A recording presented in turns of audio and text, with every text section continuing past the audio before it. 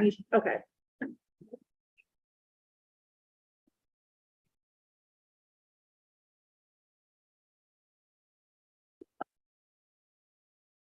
Good afternoon. The time is 5 p.m. on August 2nd, 2023, and this District of Columbia State Board of Education working session is now called to order. This month's working session is being held in person at the Marion S. Berry Junior Building. However, in-person attendance is limited to members and staff of the State Board and guests. The working session is being streamed live on the State Board's YouTube page for members of the public to attend. State Board will continue holding working sessions and public meetings in person. Please visit SBOE.dc.gov to learn how to submit and or present testimony at a meeting of the board. I'm Fraser O'Leary, and I'm the Vice President of the State Board of Education. And the roll will now be called to determine the presence of a quorum. Executive Director Butler, please call the roll. Representative Williams. Representative Chang. Present. Representative Goulet. Here. Vice President O'Leary. Here. Representative Henderson. Here. Representative Best. President Thompson. Representative Reed. Present. Representative Patterson. Present. Vice President O'Leary. Thank you. The quorum has been determined and the State Board now proceed with the meeting. Alter order right now, turn it over to the Executive Director, Bernie Spover, for her comments.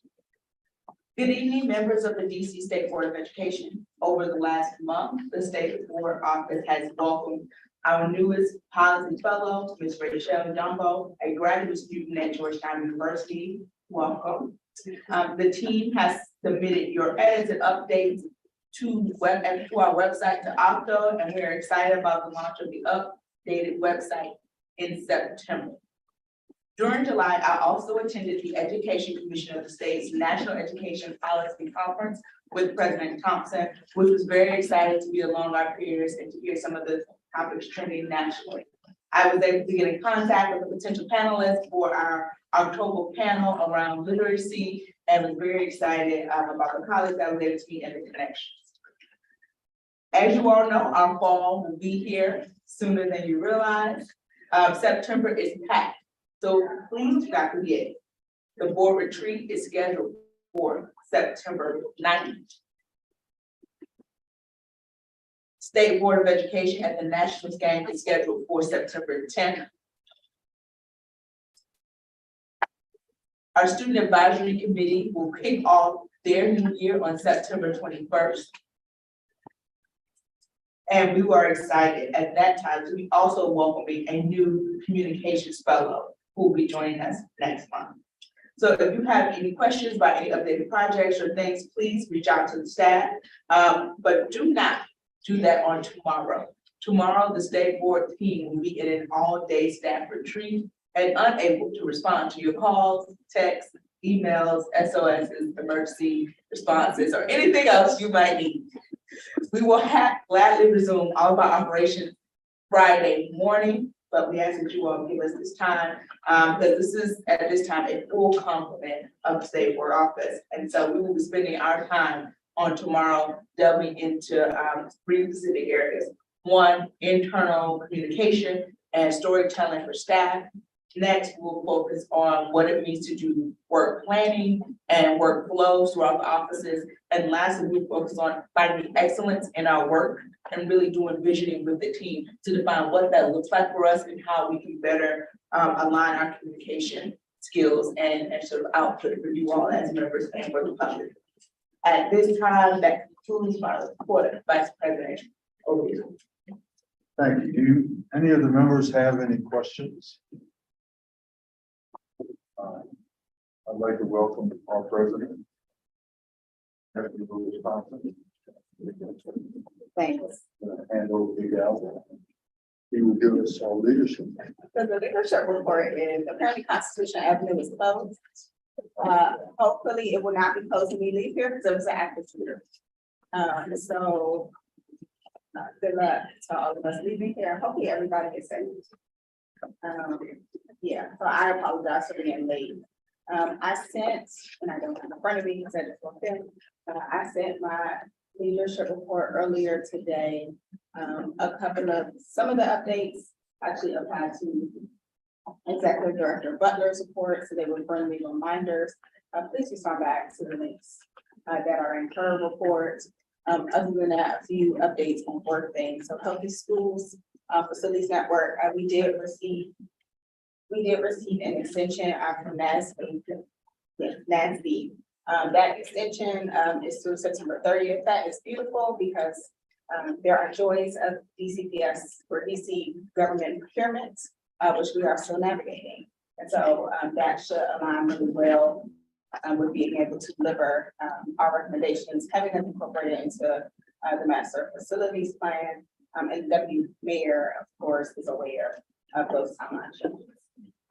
Thank you to all members who shared any questions, either in the working session last month or via email or otherwise. We have to share everything with us on Friday. Because as noted in the report and in both of our reports, the staff will be in a full retreat tomorrow. So if they do not get back to you as expeditiously as they normally do, that is why. Next, two things kind of fall into a similar bucket. And I think we can consider them for the professional development of the board. The first is we are working to finalize the dates with the DME around a budget briefing. The new budget, of course, starts October 1. I know there have been questions from members about various things in the budget and kind of how they will look or play out. Like what does it actually look like when it gets around? Even most recently, some of the questions we received about the 10th budget. This would be a great opportunity to gather insight around those things. We're looking forward to that.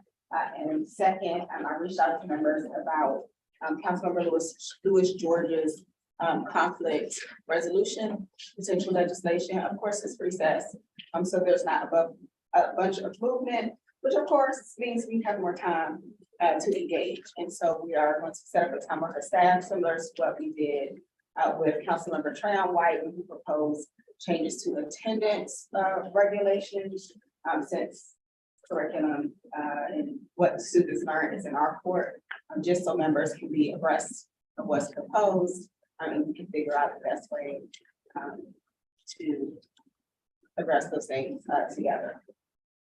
Lastly, that was my report that I hope is a fun sounding thing. It'll be might be hot. We'll see what happens. So of course, we're having the SBOE Day at Nats Park.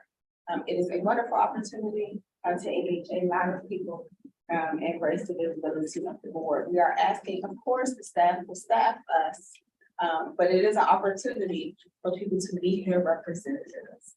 So they're asking that you come dress. I will probably be donning my SBOE polo. If you do not have SBOE attire for whatever reason, reach out and get your wardrobe together because we have options. And of course, we're excited to be able to do that. It's a new thing. And I believe we'll also be able to, if we don't have staff in the office of student advocate and ombudsman, at least lift that and show those offices good work. So that is my report. I'm happy to take any questions if there are questions. What was the date of that again? Which one? The second one you mentioned there, just where the members could kind of meet with folks. With The one you were just talking about. at Nats Park? Yeah. It's in September. Yeah. 10th. Okay. September 10th. Okay, all right, great. It is, it's the day after the retreat. There was also a note that please, if you have not responded back, please click on the link so we can make sure we have like food that people can eat at the retreat and all the things. So like the logistics stuff. If you have not done that, free to do it now in the meeting, after the meeting, so the board and staff can get that work and one of those things as soon as possible. So like lift. But I know people get a lot of emails, so it's easy to get lost. You can click on either the executive director's email report or mine to get to that link fairly quickly. Other questions? All right, Hearing and seeing none.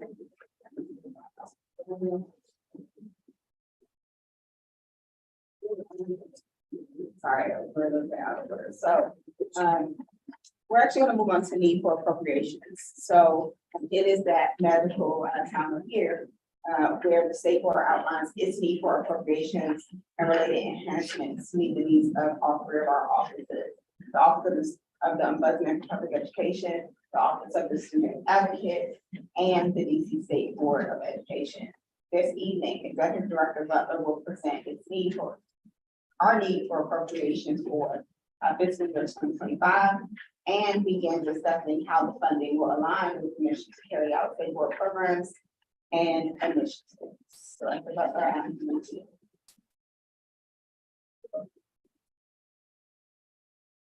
So excellent. Everyone should now have a spreadsheet in front of them, which we will get to in a moment. But before we do this, I just want to say thank you to TJ, who is our partner. This is Timothy Sellers from the Executive Office of the Mayor, who helped me put together the information for tonight's slide so that we can provide a clear overview for all of our new members who have not been through this process and some of our returning members who may have questions. So the first part here, as you can see, just some simple budget basics.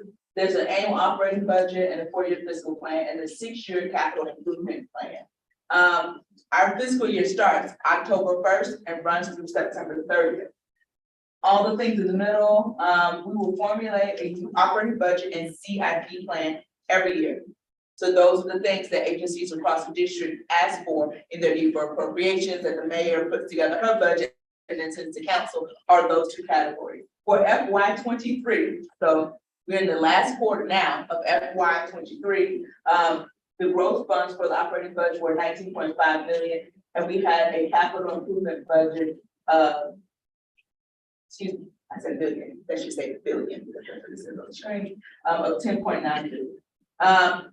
Everyone plays a role. The mayor holds budget sessions with the public through various communities, the council, different groups engage them, there are performance oversight hearings before there are budget testimony hearings, and people are engaged at every level in various ways, from agencies and communities who write letters to the mayor around the education priorities that the state board is interested in, but this is to give you some of those basics. The timeline for really how the budget process works, and these dates could be off by like a few days at the end of the month or beginning of the month, but just essentially tell you that the budget cycle for the city will begin planning the FY24 budget. So the FY24, excuse me, the FY25 budget will begin in late September with the budget kickoff, and it will end next year in May or June when the council votes on the final budget. Does anyone have any questions about this?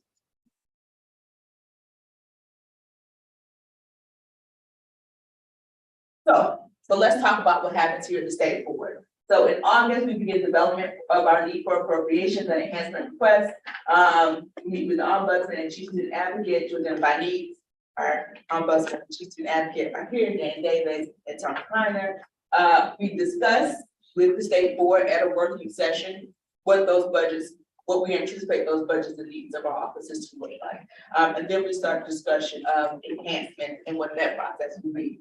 In September, we will complete the final sort of round out that discussion because we have to vote on a resolution.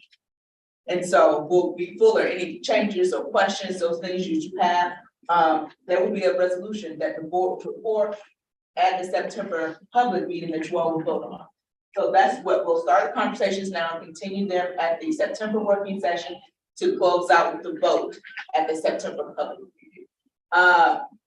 For the office staff, mainly me, Dan, and Tony, we'll begin the mark process late September, early October, and correspondence, which I'm assuming will be TJ from the budget office, to talk with us and to take our need for appropriations and have conversations about what's allowable, what's marked, what are our limits and our boundaries for the budget. And then we'll also begin to have to fill out the form for the mayor's budgeting process so that she can take all of our agency budget requests into account, including our need for appropriations and our enhancements. And then in October, we have a BRT, which is a budget review team meeting with representatives from the OCFO, the Mayor's Office of Budget, the OCA, me, Tony, and Dan will also be there, where we answer questions and any concerns they have around the enhancement that we have agreed upon, and so forth and so on. Any questions here? Just more of a comment really on it. There's a number of elected bodies and there's always this push and pull with the marks. But I just would encourage us as kind of an elected body to assert kind of what the council does, what OAG does, what the auditor does, and what the ANCs do, of kind of trying to say, we shouldn't be assigned just a mark. I know that we want to try to be cooperative in the process, but as an elected body, we may want to submit our own recommendation outside of that. Just because I know in the past they give deference to other elected bodies. It might just be something to think about if there's other needs that we have. I know that is a statement that we've included in our budget testimony, at least for the last 3 years, that we should be outside of the mayor's mark process. Yes. So that is something now. We definitely feel this. But before we get started, I know there are a lot of terms. I just didn't want to throw people off. So need for appropriations, essentially to think about this is what we need to operate in the status quo. If nothing was to change, this is what we need to continue our operations for the agency across all of the offices. Enhancement, funding requests that are submitted above and beyond the mark, and enhancements are included in the NFA. So if there are things, so like every car needs 4 wheels, but every car doesn't need rims. So like what if the rims are the enhancements? Just give an example. They need rims. Yeah, this is everybody doesn't need a sunroof, but that's an enhancement. Not even a sunroof, that's something. But those are the type of things, these are the things that will enhance the operations and efficiency of our office. What you do also have in your folders, or if you have a virtual packet online, are the FY24 enhancements that were submitted last year, so that you can see an example of the type of things that have been requested in enhancements in the past.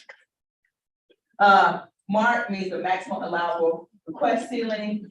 This is set by the Office of Budget Performance Management for each agency. Approved budget, that's the budget that has been voted on and passed by council. That's the approved budget. Proposed budget is requested budget by an agency for any modification by the mayor or council.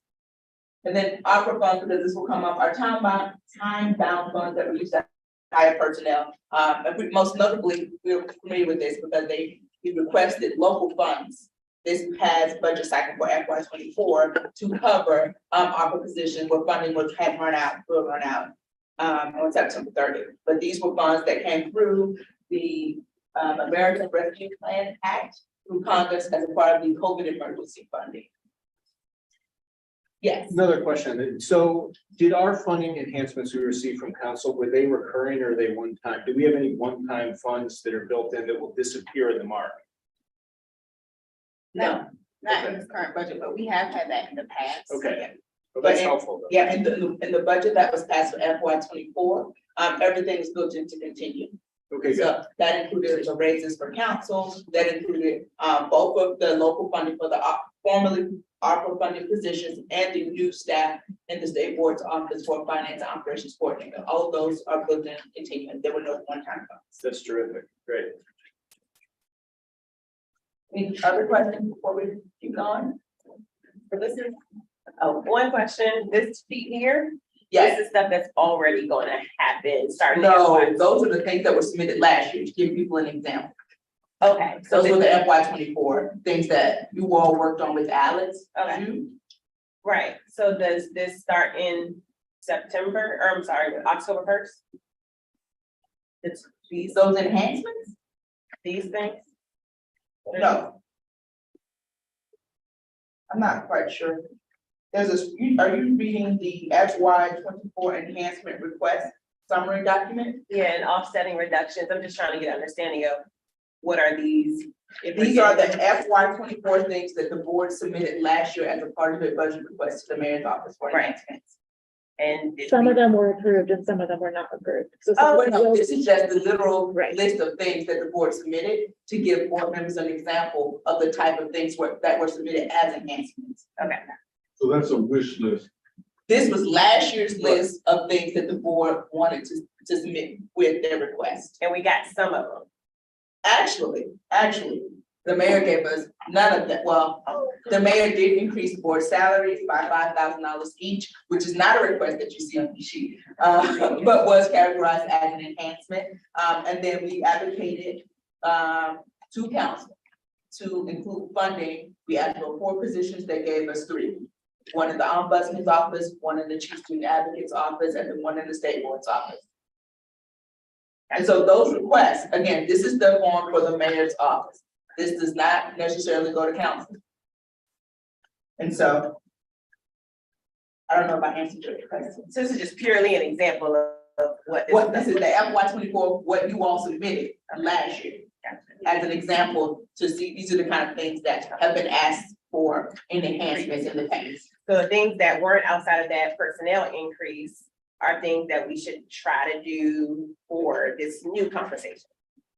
If that is what the board would like to do. We will talk about the process for enhancements during this discussion. After we go over the need for appropriations, we'll talk about the next steps for the board to begin to send things, because all the enhancement requests for FY25 will be collected and sent to the admin committee. And then at the admin committee first meeting in September, before the working session, they will gather enhancement requests from all 3 offices and from the board and prioritize them, and then bring their recommendation to the September working session.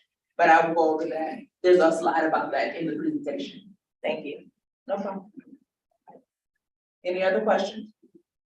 One, Bernice, maybe I'm looking for the, where are the assessments that the individual members have? Would they be comptroller source group 50 here? I didn't see them in the I'm chart. sorry, the assessment. Like the individual constituent services assessments that each of the members have for constituent services? Oh, that is included, Which line is it? this one. I was thinking it would be 50, but We have included those in contractual service, excuse me, okay. because they're under 10,000. Oh, okay. Those are in the 408, Oh, 40. professional services and contracts, Okay, great. Thank you. because those are under $10,000, and most members use those out like a translation or to do something, and so we include those in the under $10,000 line for members. Okay, great. Yes, but before we get there, what you have in front of you is FY25. So that you know what we have for FY24, here's a breakdown that we received from the Office of the Chief Financial Officer. So the FY23 approved budget, that's the current fiscal year, was $2,717,332. So we did have one-time funding in FY23, that was $50,000. There was an increase in NPS funding as part of our mark, so that's non-personnel spending. An increase in state board salaries, which is the $45,000. There was an increase for 3 additional FTE, salary and branch across the 3 offices. And then there was a $1,000 increase in fixed costs. And that's usually something from, like, we have an MOU with Opto for so it's something that would be like an intergovernmental transfer. And then it's less the opera budget reduction of the 2 FTEs in salaries and branch that went to ombudsman and the chief student advocate office. Our approved budget for FY24 local funds is $2,955,966. Are there any questions how we got to how the council and got to the bottom number? So that is our operating budget for FY24. One last question on this. So on that line 0408, we dropped by about 21,000. I think we lose or give up from that, from FY23. We didn't lose or give up anything. That was one-time funding here, less one-time funding, that was $50,000, if you look on the screen. Was that MPS though, or was that? That's NPS, that's non-personnel, so Okay, that, but what was it for? Just I'm not quite sure. It was a consultant, like, the board had research projects and. okay, all right, that's helpful. Yeah, I know what it is now. It was a research line item. Great. And so instead of a research line item, we went after a staff member. Okay, that makes sense. I remember that now. Thanks. So you'll see those reductions, and we'll talk about what that looks like for FY24 and how we got to that FY25. So FY 24 for appropriation.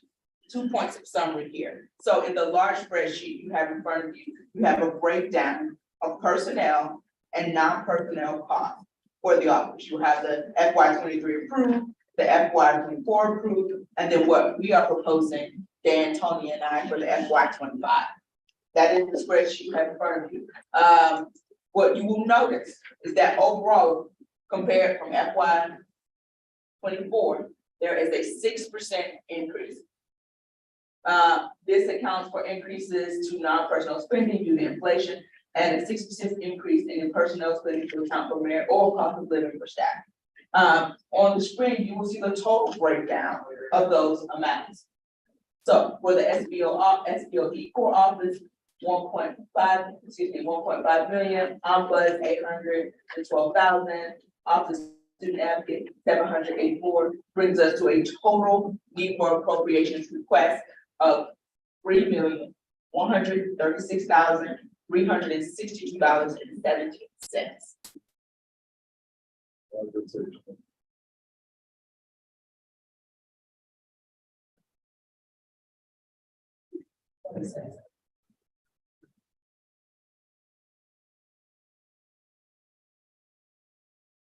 And so on the spreadsheet you have in front of you, what we have provided for you all, these are how we got to these numbers for FY 25.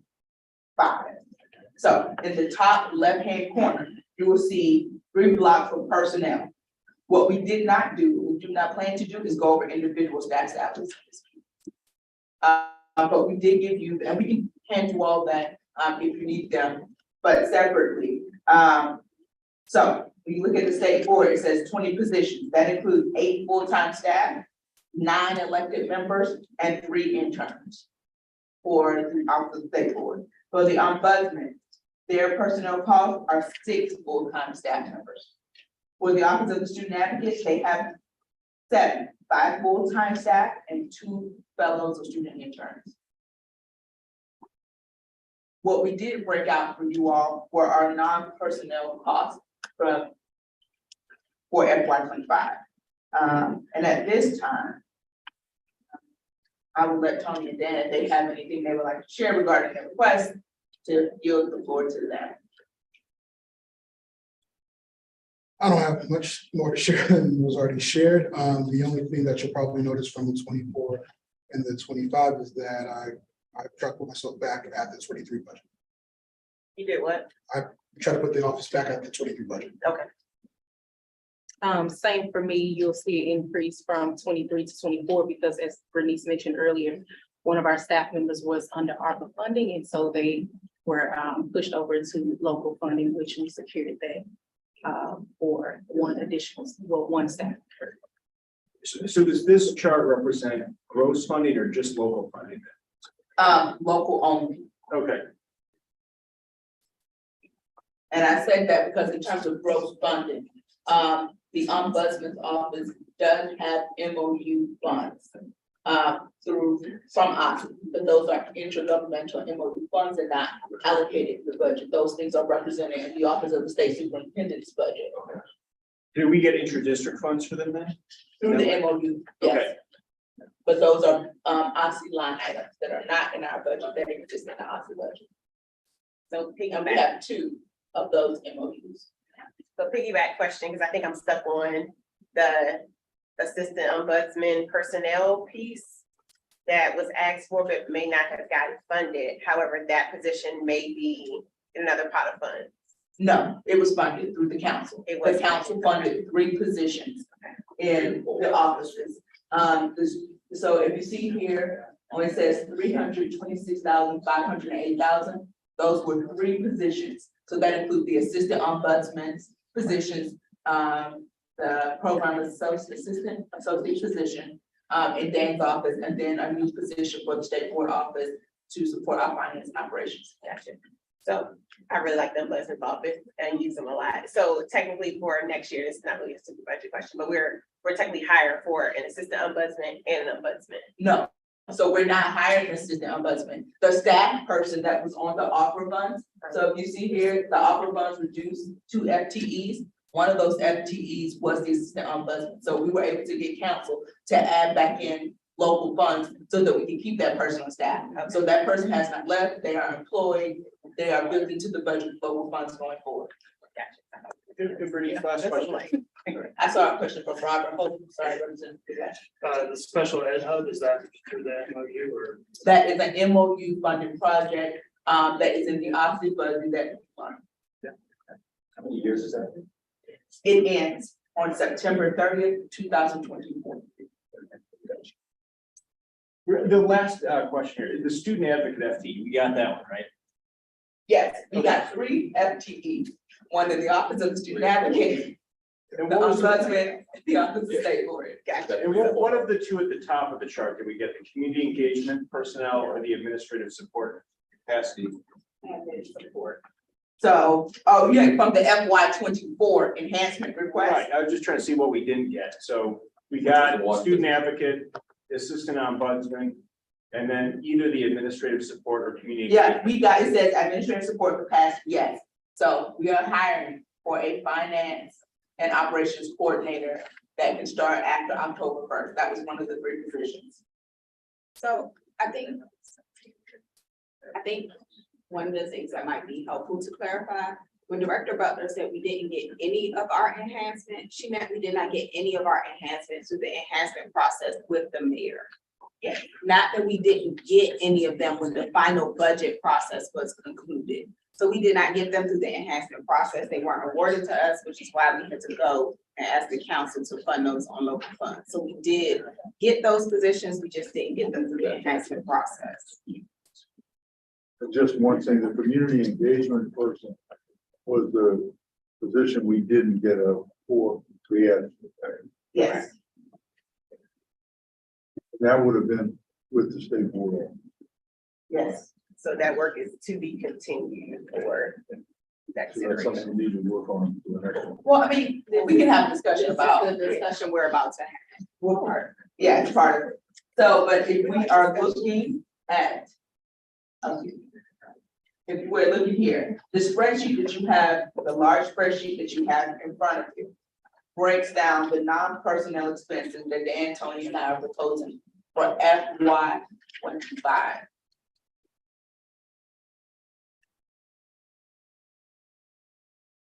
Are there any questions about what's included in those, what's covered in that FY 25? Because FY 24 is already budgeted and approved. Looking at the FY 25 proposed. So back to the special ed, right? So that ends at the end of FY 24. Yes, So so we need to push for it for 25. But yes and no. So the Office of the State Superintendent, those ESSER funds are in their budget. And those ESSER funds will leave their budget. It is up to the Office of the State Superintendent to decide if they are going to request local funds cover what those ESSER funds used to cover, so that they can continue the special ed fund. If they decide not to make that request, then we can make that request and ask for those positions to be added to us. But those positions, so that the money for that shows up in their budget. Gotcha. And they just contracted with us through an MOU for us to do, for the ombudsman's office to set up the sped hub and to do work. So again, so they're not, so even if, when we look at the positions, those people don't even show up in our FTE count, they show up on the OSSI side of the equation. So if OSSI does decide to ask for those funds and an enhancement, the board can add that to our overall education request, that request be fulfilled, so that OSSI can continue the MOU with the state board. But if for whatever reason OSSI decides not to include that in their enhancement request, we have to decide if that is an enhancement request we would like to make to continue that work with local funds. We have one week to work. We have FY 24, so that needs, again, all these conversations with OSSI need to happen within the next 60 days. So that we can all be on the same page going into creating these documents and what our enhancement request will be. Bernice, just a thought on this. Yeah. The reason that they're coming in through OSSI is because they're that federal funding that has to go through our state office. So it might make sense regardless if we're shifting to local, to move it out of OSSI over to us. Yes. Just because the reason for the MOU is the federal funds have to go directly to our state office. And they MOU it through inter-district funds to state board. But they wouldn't need to do that if it's local. There'd be no reason for the MOU. If it's local, the fund should just sit with us because it's not coming through federal, right? Well, I think it's a couple things. I don't think that that's a decision we can make without having a conversation with the Okay. superintendent's office. There may be a reason why they feel that it was mission critical to do, I mean, they could have like used that money to add staff to just their complement to do it in-house, but they did not. And so it's a conversation. I think we can discuss what would be best. But I'm, to be perfectly honest, I am not comfortable saying that. I mean, we could probably do that, but if that is what the state board would like to do, I think that there just has to be a coordination conversation with OSSI to say, we're gonna request that this be moved to us and local funds, and this is the reason why. Because what you don't want to have is have the same ask twice. You don't want OSSI to be asking for the money and us to be asking for the same money, and then it becomes a competition of who gives the money for the same stuff. And I mean, and those, and while the SBOE hub is ARPA funded, we don't, I'm sorry, yeah, that's what. That one was ESSA. No, that one is, it's ARPA funded. That one is ARPA funded, most of it. It's not, whatever. While it's funded by recovery dollars, we don't know that the MOU is just there because it was a recovery. Because it was recovery dollars, like so we have not had that discussion to say, like, we did an MOU because of this, because not only is like this leadership and this executive director weren't here when that MOU was signed, but that MOU was signed with the ombudsman's office. So we have a couple questions to ask about like why it was done a certain way, so we can know like how to maneuver to continue that work. But we don't know that it's just an MOU because of the funding source. Okay. So you'll have that conversation at your next leadership. Well, I think we are having a conversation now And the conversation with. about what we want to do. And then assuming y'all say in this conversation, like, cause I think so it sounds like we can close questions, or unless people have other questions, because literally what what Bernice is about to do is lead a discussion and say, and all of us will say, like, here's what we want. Assuming the board says this is what we want, of course, we will put that as an agenda item at our OSSI leadership meeting. Quickly, I just don't want to cut anybody's like question, like make it sound like these are our decisions. Are there any other questions regarding the FY 25 need for appropriations from the offices and the things that we put forth? Senator Tony and Dan? Questions, concerns? Okay. So FY 25 enhancement request. So state board offices are considering enhancements and preparing requests for the admin committee. The board should begin considering its enhancement requests and send them to the admin committee, which means email Vice President O'Leary and myself by September 1st, and the admin committee will prioritize these and present them at the September working session. That's the overarching summary of what will happen.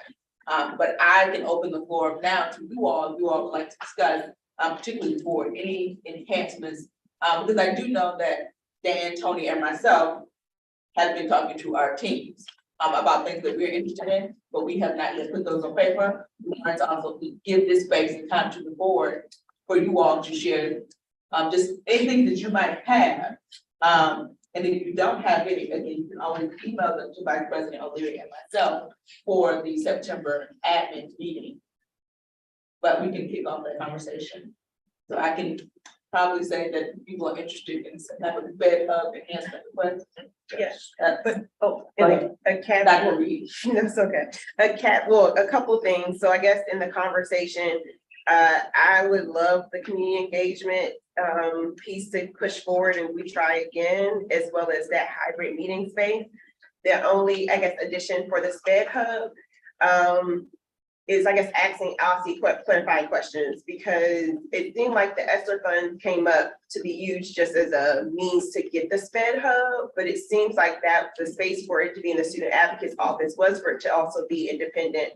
To my knowledge, or when I worked at OSSI, I'm not sure things changed, OSSI had like a special education and help, like a person who or people, a couple people who answer like a hotline from the state side. However, it's imperative that we have individuals who can answer questions without getting the OSSI answer. So however, wherever we get clarification of like, does OSSI already have a hotline? And then that, works at the state level. And then if we could somehow work on getting that to be a truly independent resource and keeping it in the student advocate's office would be my request or for clarification on. So one thing, it's in the ombudsman's office. So we want No, to keep it's not- we want to keep it in the I'm not sure. ombudsman's office, but I want to make sure I understand. Are you suggesting that we find out about the hotline because we're trying to acquire the hotline as well? Like, as to No. make it, to incorporate it into the SPED hub? Or To am keep I, them separate. So I believe OSSI as a state education agency has a resource for people to call related to special education issues. So if I'm a parent and I'm trying to figure out if I want to do due process or I want to do, can't remember the other thing, they have somebody who can call who represents the state. Then you also have the whole tier of lawyers. I believe the reason why the SPED hub came about was because we need an independent arm. And because when you call the state line, you're going to get the answer that protects OSSI. And I'm not like shading OSSI, I just know you're going to get the very like legalese kind of, we're going to guide you, but it's not that independent voice. And I believe the reason why the SPED hub came about, and it came about in the ombudsman's office, was to make sure that we had a true something independent voice in special education for people to get like nitty gritty true answers and not the like gray answers that kind of leave people confused or don't really get to the bottom when they have a serious issue. and then on the space, so the hybrid space, we've had some development, you want to talk about the Yeah. developments? So that is not a request that the state board needs to make anymore. We do not own 441. It is not our building. We use this building, and the space downstairs along with other government offices across the district.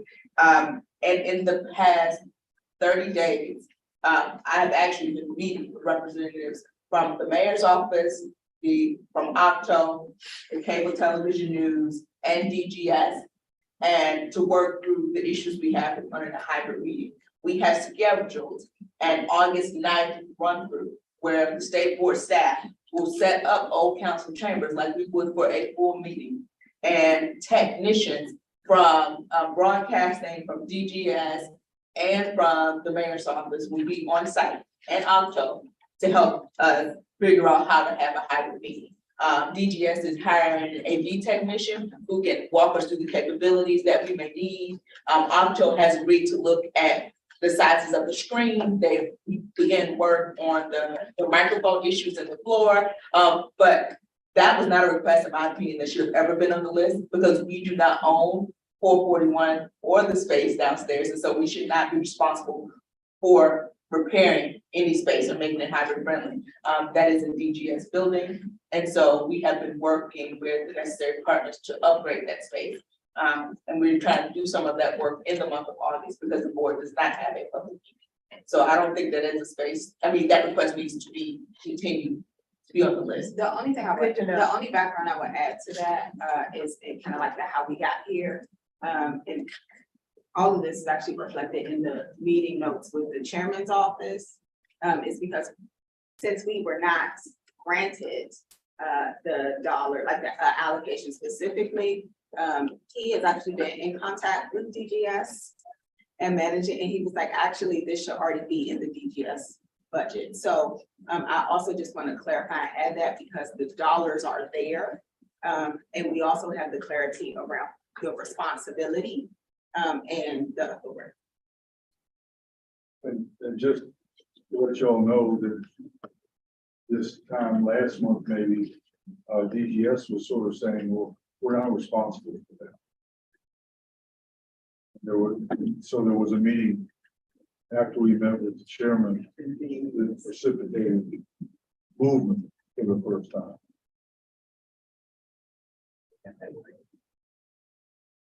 So are we enhancement requests now?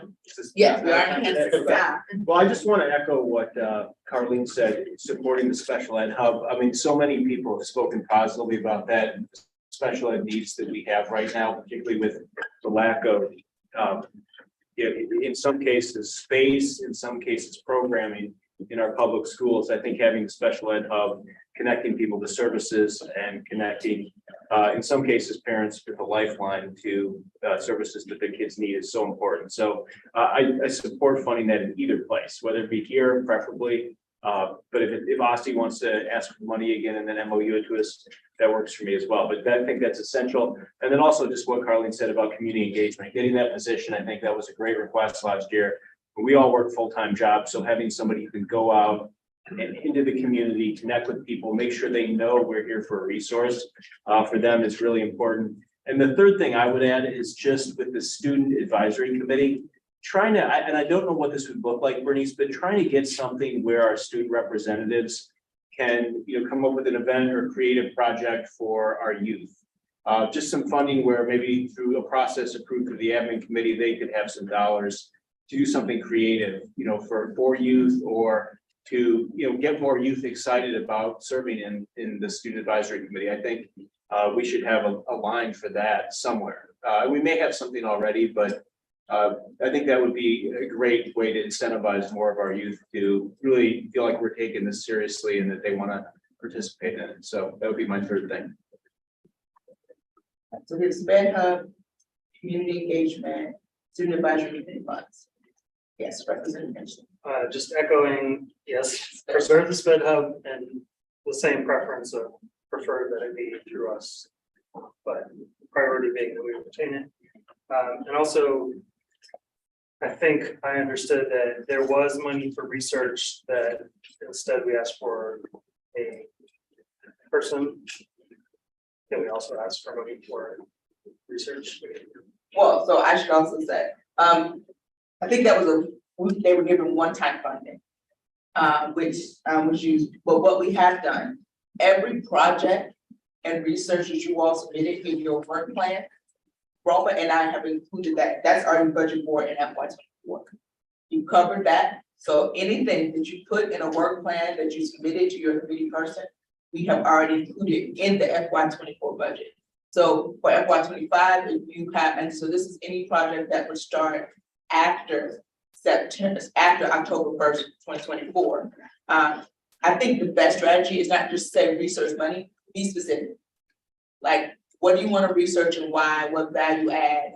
Because I think research money may not be very strong of an ad, but maybe there's then a separate, probably more important ad, what if you have an education policy research? Someone who could do research on behalf of the state board on an ongoing basis instead of just a one-time research funding ask, something that enhances the capacity and the ability of the state board to have increased research ability ongoing across community businesses who do a multiple or lead a number of projects for the state board. That may be an ask, but I think that just kind of balance it out to figure out what is the best priority for the state board.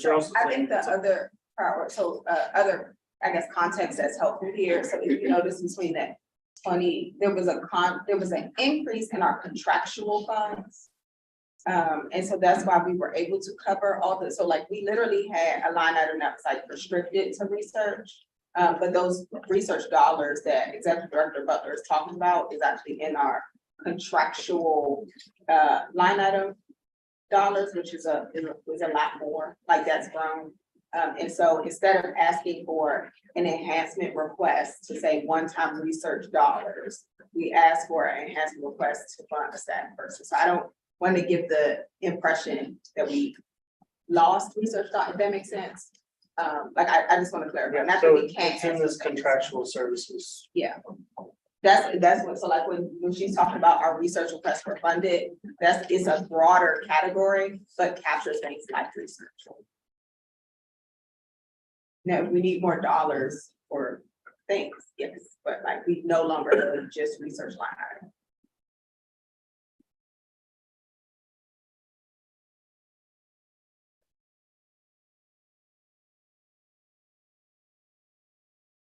I know one of the things that we had talked about previously, one of the things we had talked about previously with the, actually going back to the, not just the research dollars, but like when I think about like Kathleen's position, like some of the work that we just have to do before and building capacity, like would either like us to see someone who can help support more of the, like, the policy and standards work, or more research work, because that is, like, that's work we continue to do as the board, and I would like us to have that capacity in-house. Always having to contract out, or always having to say, can we please get, for this? So if I could have 2 or 3 Kathleen or 2 Darrens, I would be very happy. So They represent the yeah, county. I would too. So is that something we can ask for? It is something you could ask for, yes. And my position was an enhancement for Correct. FY 23.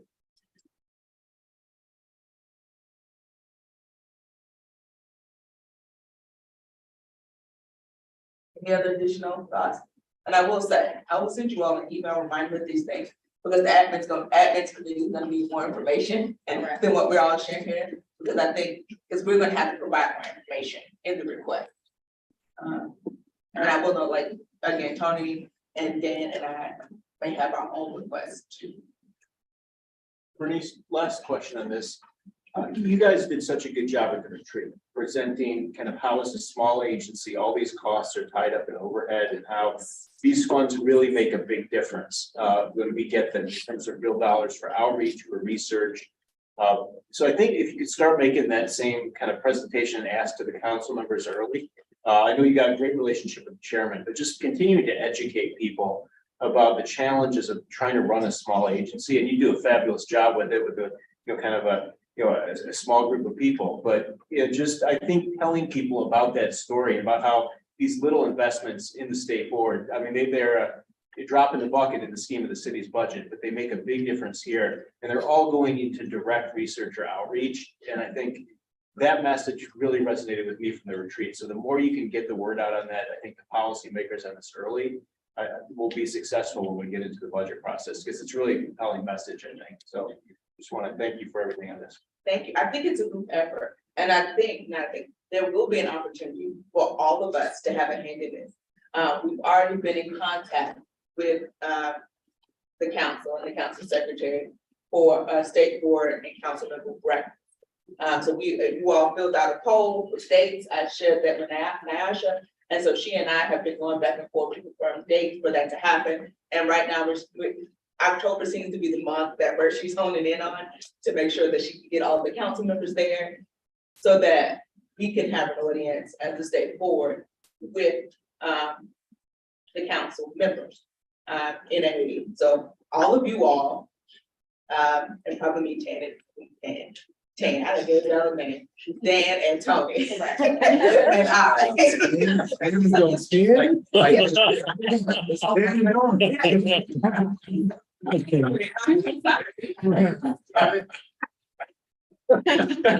Don't. No, see, I like saying that. Dan and Tony and I will probably be there also. And so, but once me and I should get that date confirmed, we will put it on you all's calendars. Thank you all for filling out that poll. So those are some, but I'm saying, like, I agree. I do think presenting that case similar to what we did with the retreat last fall to others outside of the agency would be helpful, but also it's gonna be helpful that we are all consistent in our messaging and our engagement with all the council members. I know you all said you hadn't put on paper yet, and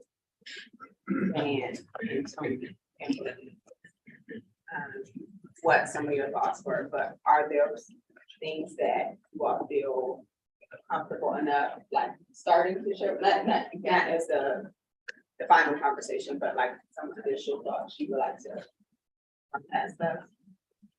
Well, my team and I, we've been thinking about our office space.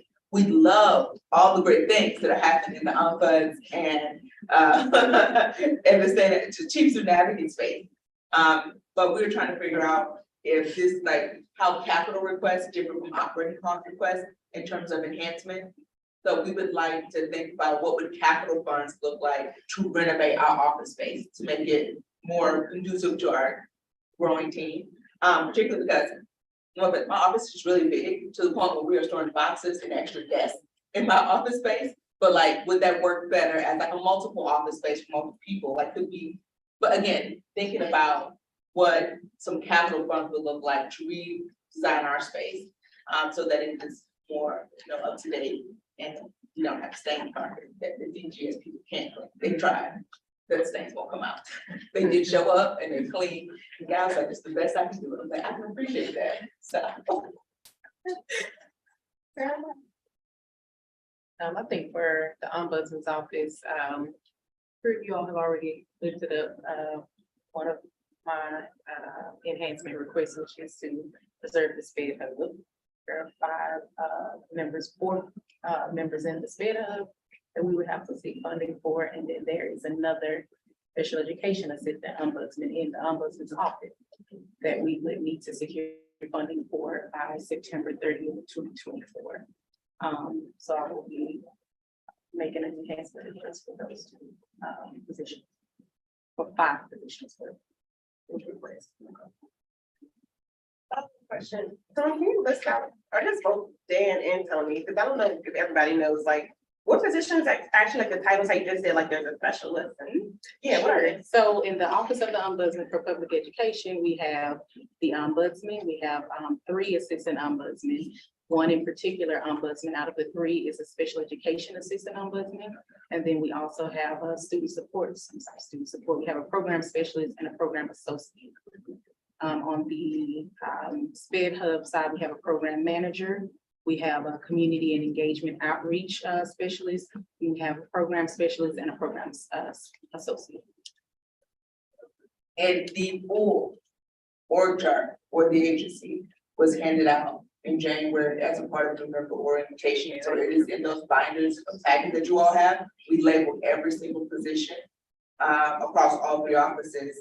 That is one of the things that Alex worked on in January, because we thought that would also be super helpful for the new members that came in January. I'm sorry, we have 4. We have 4 assistant ombudsmen. 1 out of the 4 is because I forgot to count my position. And Dan, could you refresh us on what your positions are? So I have, there's myself, a chief student advocate, 3 student advocates, program associate, who really function as a student advocate, and 2 fellows.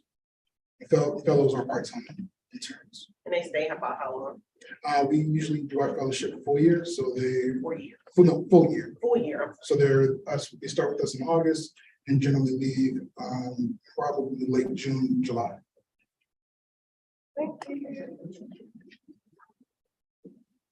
Then I don't. So as far as enhancements, I think there's generally 2 enhancements requests that I know right off the bat. The first is the one we've been asking for a while now, which relates to the way we manage and store our data. We piecemeal together a CRM system via QuickBase. This year we're able to add Amazon Web Services, so we'll have a little bit better functioning as far as like data support and kind of data management and data entry. But we really need a tool that's better than what we have now. And I think we priced it out, and it's going to cost us around $20K to do it, or $25K to do it, as well as inflation costs keep going up year over year. But it's something that we really need just to be able to manage data and kind of make us more efficient as possible. Because right now we have staff answering phones in one system, entering that data into another system, and then cleaning that back in Excel doing pivot tables. And so it's all of this. It takes up staff time. The other, I kind of alluded to it earlier. Our program associate essentially functions as a student advocate. She's doing all of our admin functions, all of our kind of back house procurement functions, as well as caring for preschool, or engaging with families and managing school intake, as well as doing our community events. She's also our only bilingual staff person. I'm sorry, Dan. 2 questions. First is this the same request from last year? Is this the exact same? It's essentially gonna be- Quick base, okay, Yeah, essentially it's going to be the same request. we're here. Second question, when you say you alluded to it, would your request be for an additional staff member? So you want to have a program associate and Right, because another assistant person? Right, because the enhancement last year that we got from council to change over the APRA funded program associate to a local funded, associate, doesn't change our capacity. We've been at capacity, I think every year we've been at capacity, so we need support. We're at the point now where we're making decisions on how do we make sure we're managing, everyone's getting calls, everyone's getting callbacks in an appropriate time. We're working really hard to avoid the wait list call and kind of in that kind of that callback system. But it's, it's hard to, live up to the standard that's saying we answer live, we answer, Monday through Friday, we meet your urgency. So we need some support with that.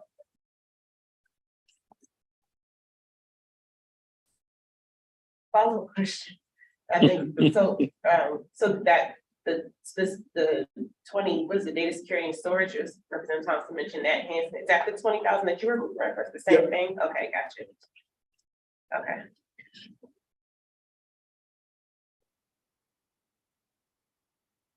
And I will say there may be more.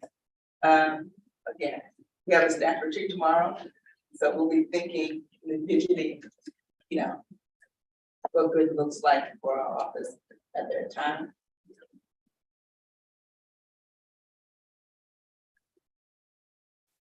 Any questions about the request? So what we will do, not tomorrow, but maybe on Friday or Monday, is share back out the ones that the board came up with, along with these instructions for you to send an email to the admin committee so that we can compile them with some additional detail, and begin to also look at cost. Because the thing about putting an enhancement request, it needs to have a cost associated with it. So the sooner you all get that to us, the sooner me and the staff can begin to compile those costs and estimates to see what things actually cost. And Tony, Dan, and I will also be doing the same thing with our enhancements to make sure that they are to the admin committee by that same deadline.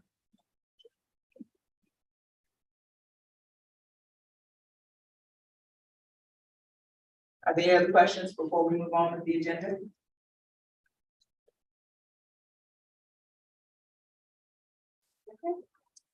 Thank you, members, for your input.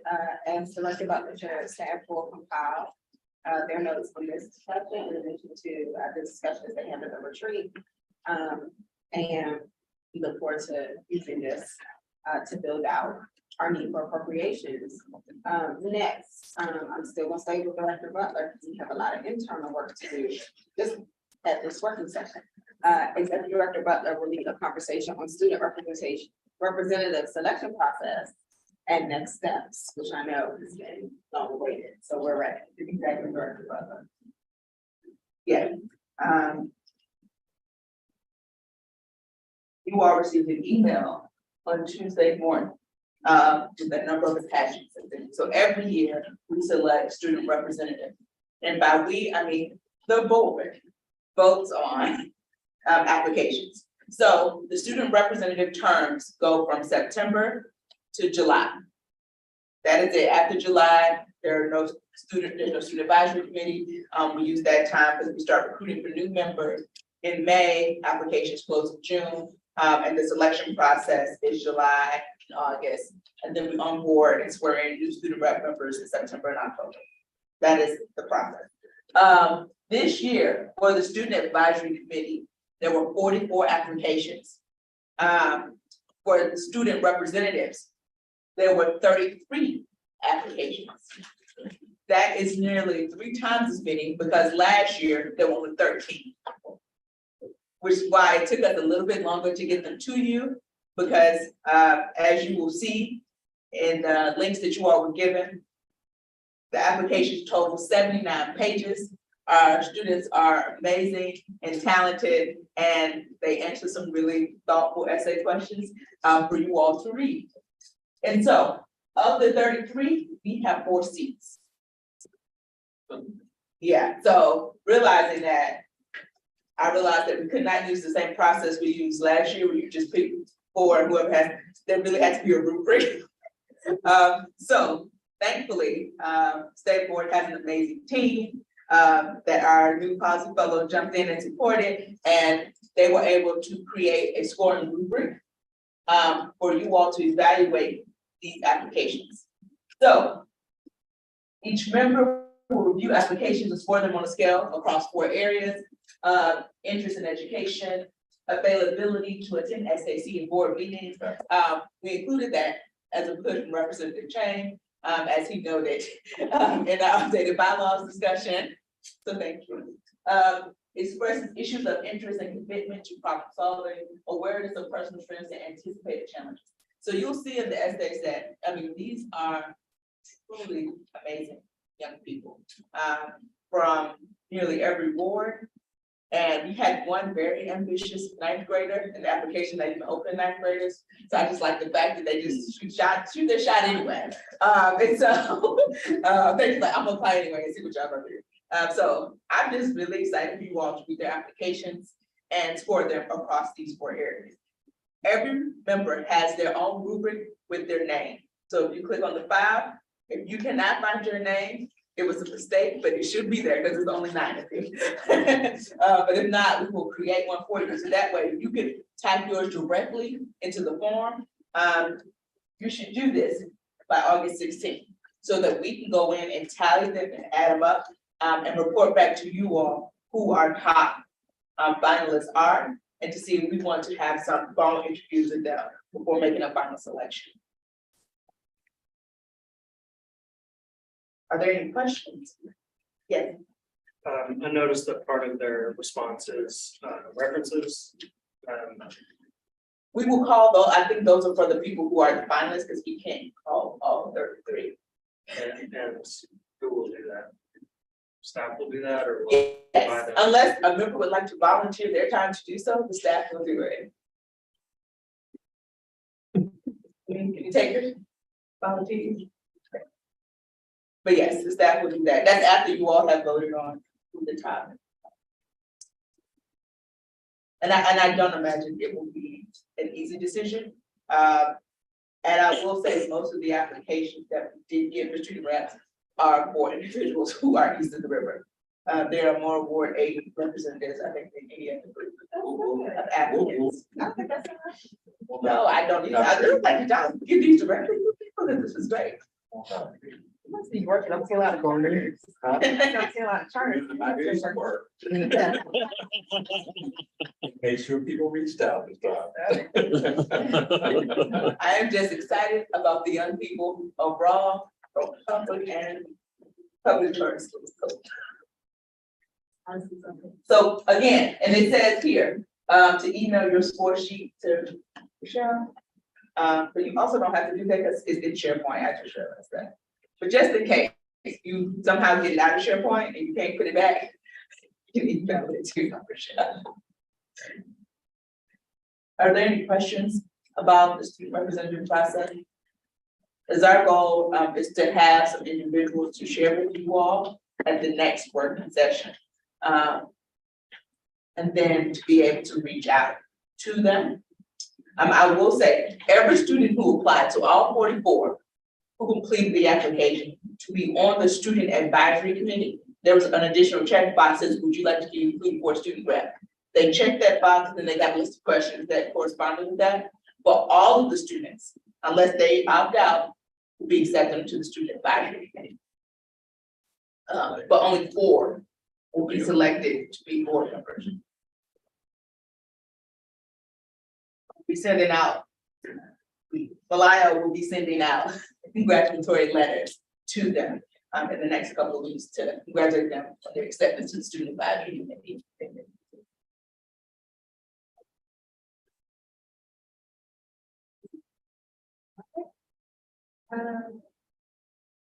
Now, I think we actually have a 5 minutes break. Yeah, that's true. So, thank you, Director Butler, thank you, members. It's 6:10 now. Let's do our rest of it, reconvene at 6:15.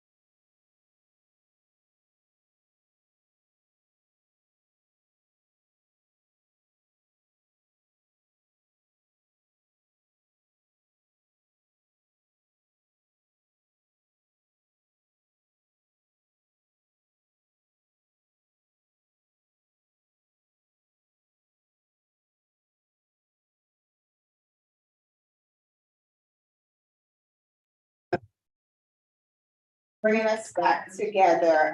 Members of the state board have been working to establish updated bylaws.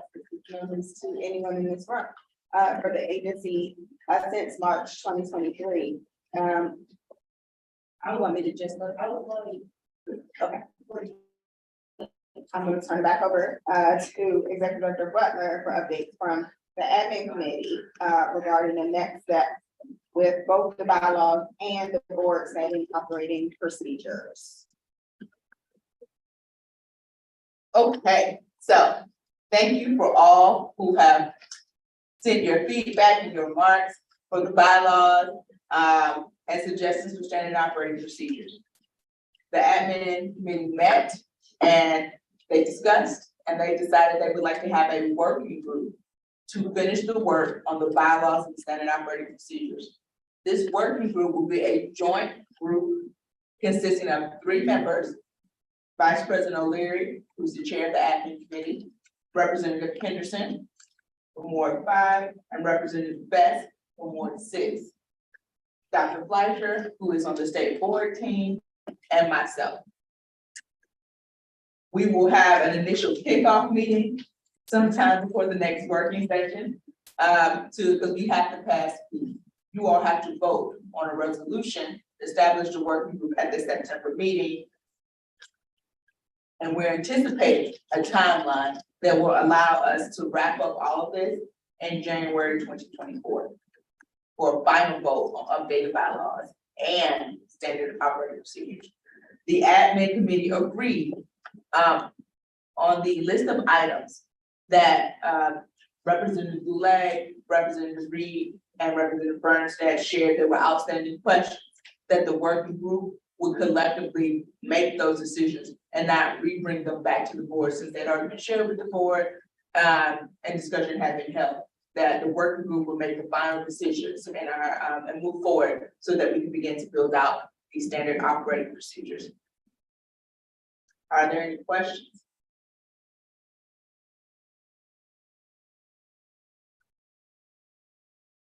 Okay, no questions. Just a comment. I want to thank the members of the proposed members of the working group, because I know we have a million things to do, and this happens to be one of those million. But it's important, and I'm looking forward to being able to vote on something really soon. Finally, well, maybe not finally, but our last item of this, before we get to committee reports, is to put a pin, I guess, in our fall engagement follow-up. So at the July 5th working session, members reflected on the state board's 2022 fall engagement. Provided their thoughts on potential plan for 2023 final engagement. This evening, we need to start making a decision if we are going to do fall engagement. And so that decision needs to include topics. We need to talk about, central topics, allowing the public to meet with and discuss topics and concerns under the board's purview ideally. So I want to open that up for discussion. And I would start with saying, the first thing that would be helpful to put on the floor for people to respond to is if there's anything out of the recent committee meetings that would benefit from engagement. Which I know we haven't done committee reports yet, but you have in front of you. If you're printed people, and if you are not printed people, you should be able to click and go in. But if there's anything from that list that people want to lift up, that's particularly important for engagement. And I would just further emphasize that the sooner you all make a decision one way or the other, the sooner the staff can get to working or not working.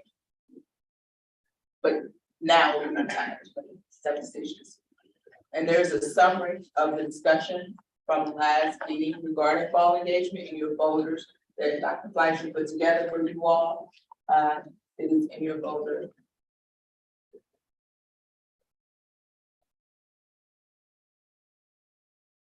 Yeah. We did in our state level and the policy. We did talk about what that engagement looks like, trying to make sure that we keep the timeline of OPSI as well. But we did discuss, the possibility of an outside one being co-chair. So that may be something that we want to look at, and we're talking over Kevin, so. That maybe one to one or bring it up as a combination. And Vice President O'Leary and I, when we looked at the list of questions, one of the questions we had was to get super clear. When Ozzy proposed about engagement, just to make sure that there would be no surprise. That the board also would like to do its own engagement, because what they proposed was joint engagement. Exactly, yeah, so we would have to detail that, I mean, in the public there, also talk about fire. Other items to people? President Thompson. Yes. I mean, for me, the biggest thing is trying to tie this outreach and engagement to something that we do here, like, and we have control. And I really like the idea, and I think we started exploring it. Representative Chang talked about this, that of figuring out what makes a great school, hearing from parents about what makes a great school, and then trying to translate that into the dashboard that we're creating for measuring schools. I just feel like that's a huge responsibility. We have people have strong feelings about it, and I think we really can get a lot of good information from parents, community who will actually want to tell us what they like about their school, what they're concerned with, and what they think they should be measured for improving, schools. And they can also tell us, besides that, what would go into them making a decision between, one DCPS school versus another in the lottery, perhaps a charter school instead. And then we could get an idea of really what's important to parents and then highlight those areas. Then we could build out a dashboard with community engagement driving it. And I think that would be something that's exciting because it ties into what we do. I mean, I think the biggest thing that's out there that I'm really concerned just hasn't gotten the attention yet. It's going to be my focus on an advocacy side is this boundary study that's going on right now and the MFP build out. And everything related to the adequacy study after that. I think we have three huge things going all at once there, but I don't think that's in our wheelhouse. So I think our focus should be on the dashboards, to be honest. And I think that's what the engagement should drive us towards, getting the best dashboard and measuring schools, for all the things that parents want to see about what would help them decide where to send their kid. But that'd be my focus.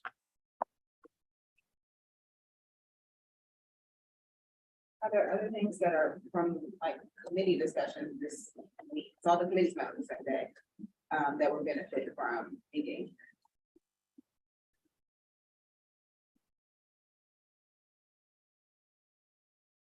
I appreciate the frame of what is a quality school for people as we think about the dashboard, because I think some people who might not be as concerned with the report card itself, I think that's an accessible frame.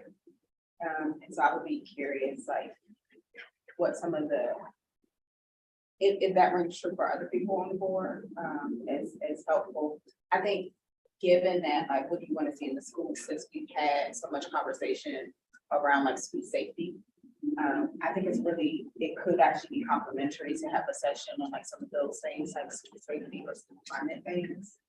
So I would anticipate we're gonna have work around that. Both because of the proposed, I don't know what to call it, task force. And a lot of the work that continues with the student advocate's office. But I could see those as complementary engagement opportunities. And I think since it's closer to the beginning of the start of school, people are more inclined to talk about, they're more inclined to be future oriented.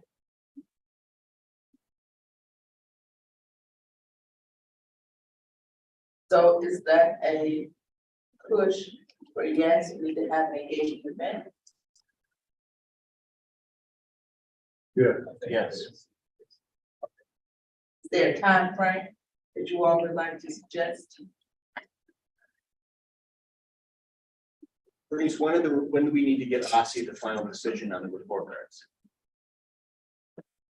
not quite sure what you mean by final decision. There is no vote on report cards until 2024 calendar year. But there is a, and I probably could pull it up from online, but what Alex did present to us is a timeline of like what and so the questions when I said like, raise your question, many of the questions lend themselves like, how are we engaging in the process?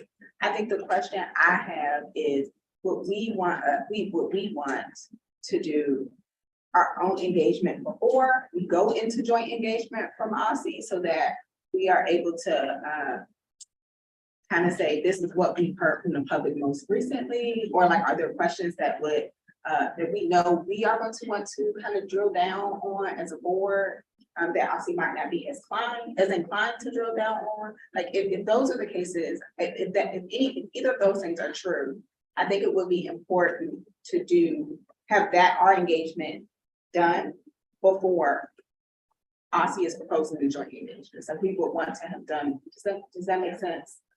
So that you have that information to take in. My opinion is OSSI is planning to start engagement in September. They have built out a schedule and what Alex presented, September, October, and November. I do think if you all are not acceptable for them to start a joint engagement in September, that you have to make that known. So they can push back that day so that the board can have time to do its own individual engagement. The only caveat to that is that OSSI is going to present to us in our next working session where they are as far as the report card is concerned. So we don't have that kind of information right now to work off of until they tell us. And it's right at the beginning of September. But I think that we want to make sure that and we'll be able to ask questions. But I think we need to have this our first engagement session needs to be sooner rather than later. September, late September might be something that, I mean, we don't want to run into opening the school operations and stuff like that. But late September, maybe after our public meeting in September. Before we want to work with OSSI in engagement, because we want to make sure that when we are having to vote on it, eventually that we're on the kind of sort of in the same relationship that we had with the social study standards. But we also want to make sure that our voice is heard completely, and that we're able to ask OSSI to change this or do this and that.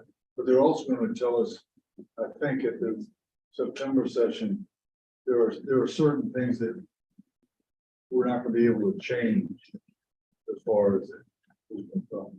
And I know that came up at our last working session with OSSI, but we really didn't get the answer there. So I'm just thinking, throwing it out as like late September as a time for us to have an engagement session with the community about what they would like to see on a report card. That's where it's actually trying to. Yeah, because I think the goal of OSSI is to make sure we wrap everything up by December. They're planning to vote for February. The vote is in February. Because they do not use the current report card again. So this will be the last time of the current report card that we'll use this year.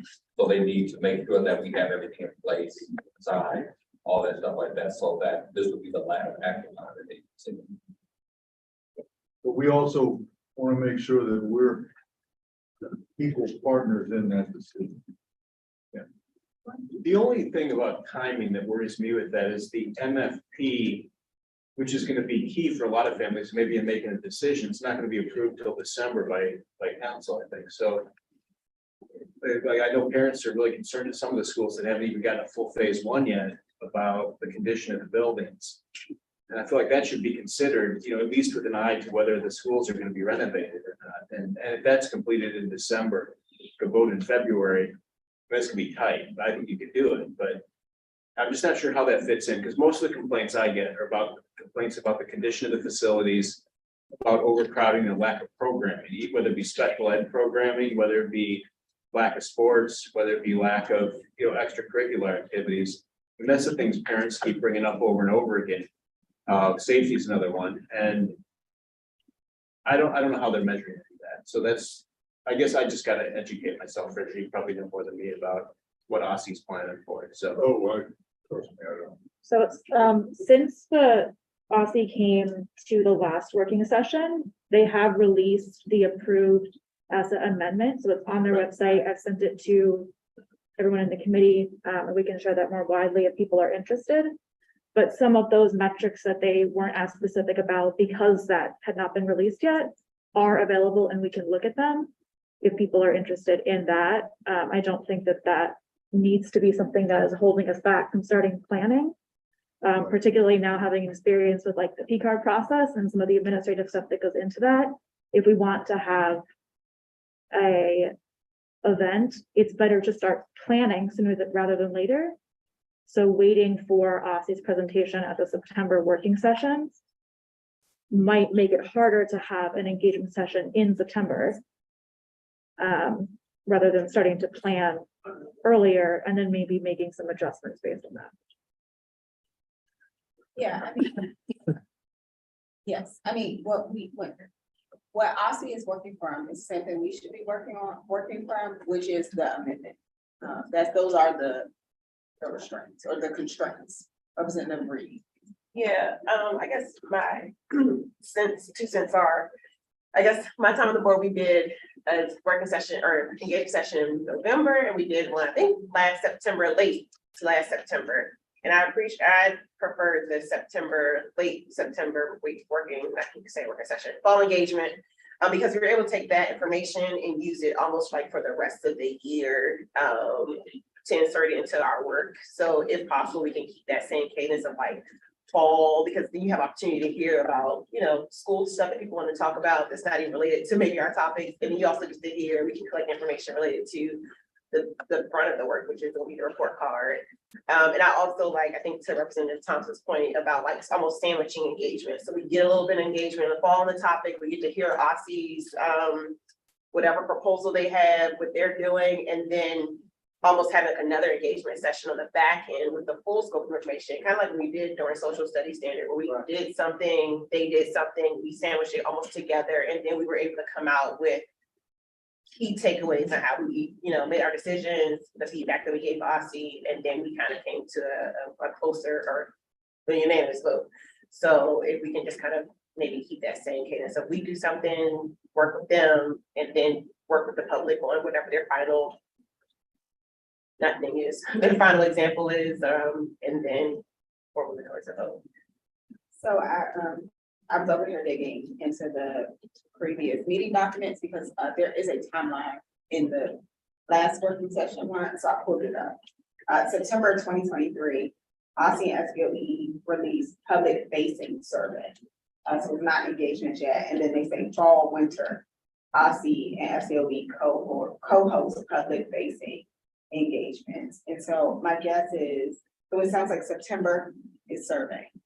OSSI wants to release a survey, which I don't think would limit us or would be too confusing for people if there's a survey that's out and we are also having engagement either the very end of September or the very first week of October.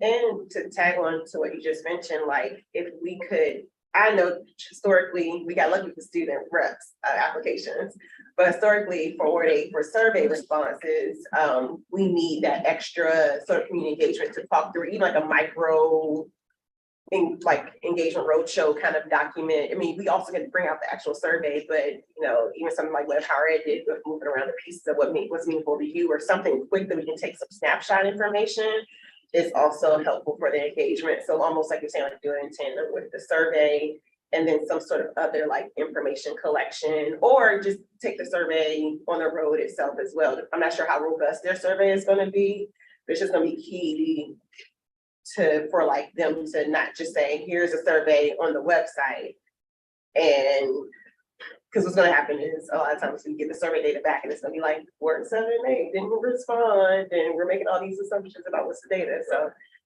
Just wanna put out there, like, if we could use in our engagement, some sort of like a micro survey or key points that we could use, or the biggest points related to the report card to collect additional information on, or engage around.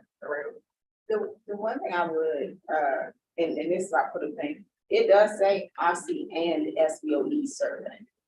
And so different from the social studies standards where, like the public comment, was open and that information went to OSCE and had to be filtered through OSCE because it was OSCE's public comment. This is a shared, this would be a shared, vehicle. Who creates it? So that's not in the thing, but this is why I asked, people have questions about the process.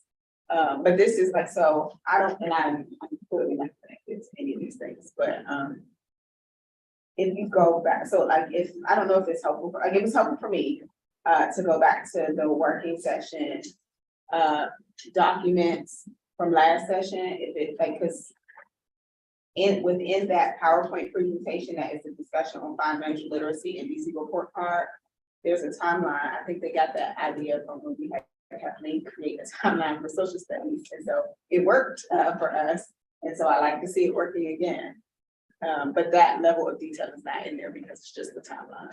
Right, because what Colleen was talking about, as far as getting the information to the people wherever, the survey, if it's a mini document, maybe 5-question survey or something like that, then that would fit right into having an engagement process and with the beginning, with the opening of school.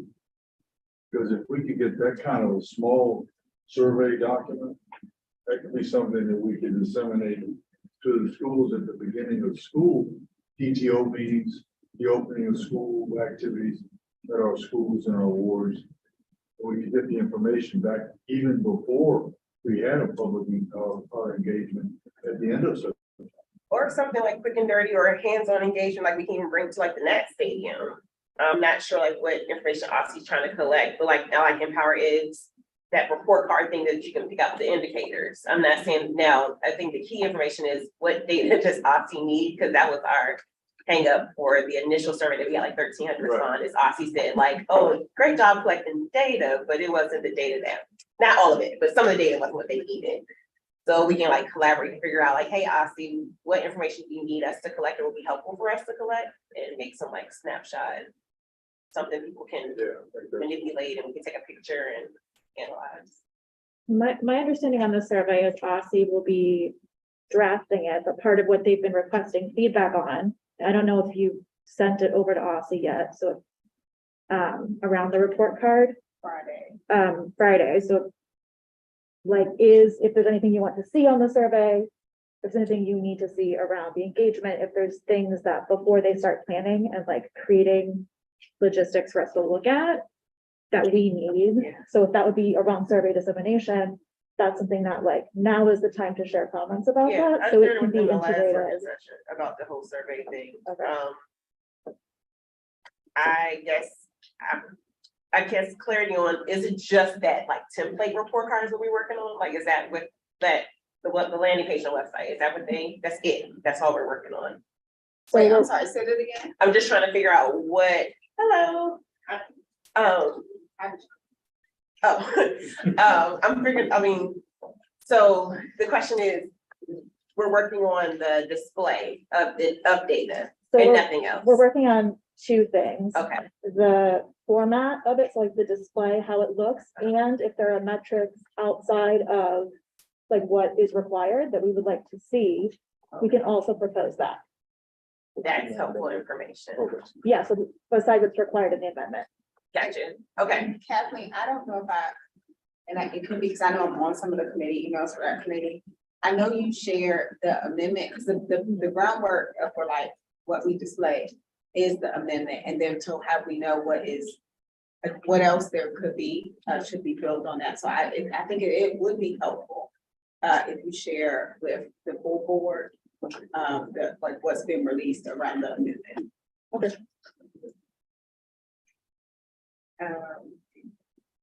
All right, so I feel like we have So yeah, the engagement decision. Yes, I just want to summarize because then the staff is going to get together and start to execute plans.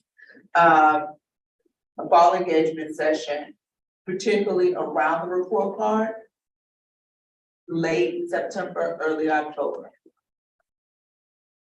I think I'm suggesting that we can, like it is around the report card, but we also might want to do some things around like student safety. Since if we take a frame that is more like, what do you want to see in your student? I feel what, I can remember who said that, somebody represented the like, yeah, like I think that because I do appreciate, and I think maybe Representative Reed said this, when we did the engagements in September, there were certain things that we learned, which also helped us think about the rest of our year. And so I don't, while I both want it to be very, the sessions, and not that Mariah is gonna help us with this, while I both want it to be, the sessions are like free, so we get the feedback we need, so we can see the engagement in our processes. I also want to think about like work to come. Cause like we have more than the report card. So it might be like 2 sessions. So you all want individual sessions at one event. Yes, one event. Like one type, so like, and I don't know if we decided how many events we want to have. So like in the past, I remember the last, I'm not looking at the thing, but in the last one we talked about, we got a good attendance at virtual events. And so I think it would behoove us to offer at least one virtual event. And so we did not talk about if we wanted more than one event, but I guess what I'm saying is like the agenda for the event would include 2 topics. If that makes sense, like you come for one thing, you get the third 2 topics. So like in the past, we've had workshop sessions. Yeah. And what I'm thinking is that I want to maximize the type of engagement and feedback. So I think there's a different way to achieve the goal that is not that structure. And I would like the staff to sit down and take the goal of what you all would like to achieve and design a structure that meets that need and present that back to the board. Because I think you all did it in a way last time and there were not very many people there. And so I just want to think about what the goal is and what you all have been very clear about what you want to like get out of it. And then for the staff then to sit down and think back through, how do we achieve this goal with the maximum engagement and what does that look like? And if what it looks like is a structure that you all had last time, then we will share that. But if there are a couple of different options to also present, I think I'd like to do that. I'm open to whatever structure. I think I just wanted to clarify that I guess I'm asking for engagement around the report card and other engagement around like the students. Okay.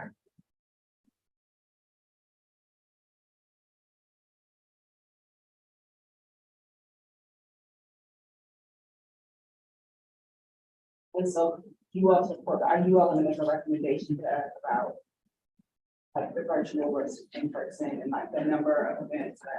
So at the last working session, we went through and laid out that the idea would be 1 in person and 1 virtual. And then Representative Williams recommended to use the MOK library because that was a more central location if we want to do something in person. But to schedule the virtual session to look at when it was scheduled, like when like the timing. So was the virtual going to be during the week and then the MOK on the Saturday, like trying to figure out logistics.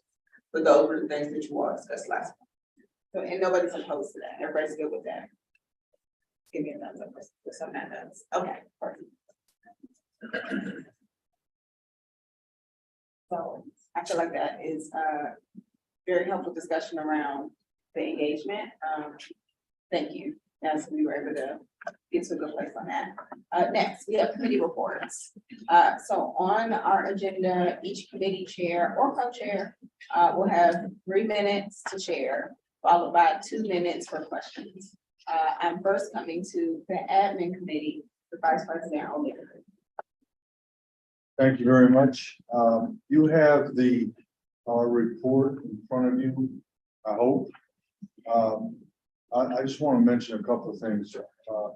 The ombudsman and the chief student advocate are working on their annual reports and preparing for their presentations at the October working session. We went over the third quarter financial review from OCFO. They confirmed that the agency is expected to spend its allotted budgets by the end of the fiscal year without going over. We are finalizing the position description for their new finance and operations coordinator, which we had talked about earlier that we got from the council last budget. Their offices are being completed. I don't know what the completion date is. I hope that when they are completed, they'll have like an open house and we can all go and see what the ombudsman and the student advocates office look like. And we'll get a chance to meet the staff of both the ombudsman and the student advocate. We've confirmed a hiring process and timeline for a permanent ombudsman. And it's on the back of it's page 2, but it's on the back of, you have the hard copy. You can read that. I don't like to read to you very much. And so we're going to be doing that. There's a timeline for everything. As President Thompson mentioned, the bylaws working group, all the members have all agreed to be part of it. Representative Vesper, Representative Henderson, myself, Dr. Fleischer, and Executive Director Butler, and we're eager to work on getting our bylaws and the standard operating procedures done. You can read the box. So sort of regurgitates what I just mentioned about the ombudsman. Any questions? As just one thing, I guess I have a question, but it's not a question. This is my first time in leadership, and it's really amazing the time that you have to spend at meetings. I mean, because just as a member, because I've been on the board longer than everybody, but I never, and I was on a couple of committees, but the leadership, we have a lot of meetings here. Don't know that. But they're very, and like, You know about it, I put it in the reports. no, I know they know that, but they don't. But my son said, "Dad, what do you do in those meetings? Do you get it?" And they're really helpful. All right, but there's a lot of work done on it, and hopefully it transfers to everybody about that. So that's one thing I'm looking forward with this bylaws and SOP, and so that we can get something for the new members of the board a year from January. Know what we're doing, so I just wanted to mention that. Question. I am going to go to school, community, and well-being next. All right. So the School Community and Wellbeing Committee, we met last week, and one of the things that we wanted to accomplish was to take a look at some of the past resolutions as it relates to safety and mental health. And kind of check in on the status of those resolutions. We find that so often we get caught up in like the new hot ideas that we don't always take a second look at the things that we've already done. And so we've developed a tracker that's nearly completed. We've identified some outstanding items that need to have follow through with different agencies.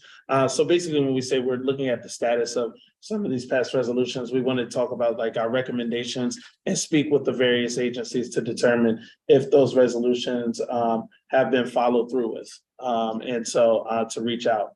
We're also asking that members review this chart by Tuesday. We'll share it out with everyone and indicate 2 items that you would like to prioritize to be reached out to the agencies for follow through and confirmation of implementation.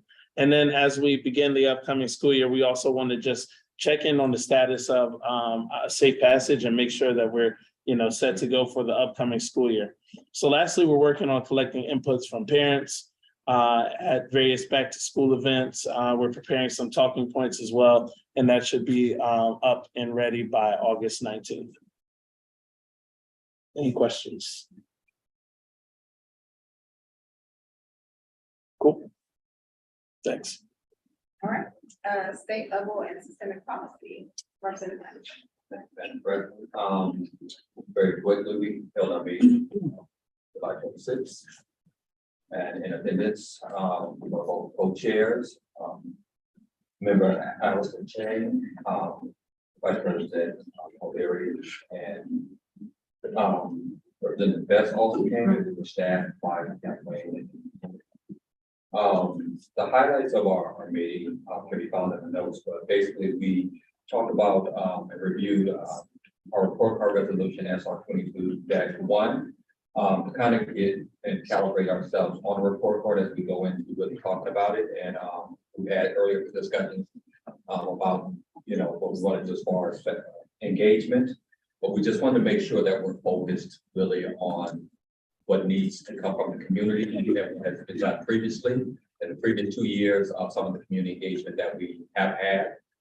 As was stated in some of the discussions that we had, a lot of information came from the previous engagement because a lot of community people, as we were looking at the metrics that was recently improved, people thought we were doing a report card at that time as well. So we got a lot of information. So we're not just starting from scratch.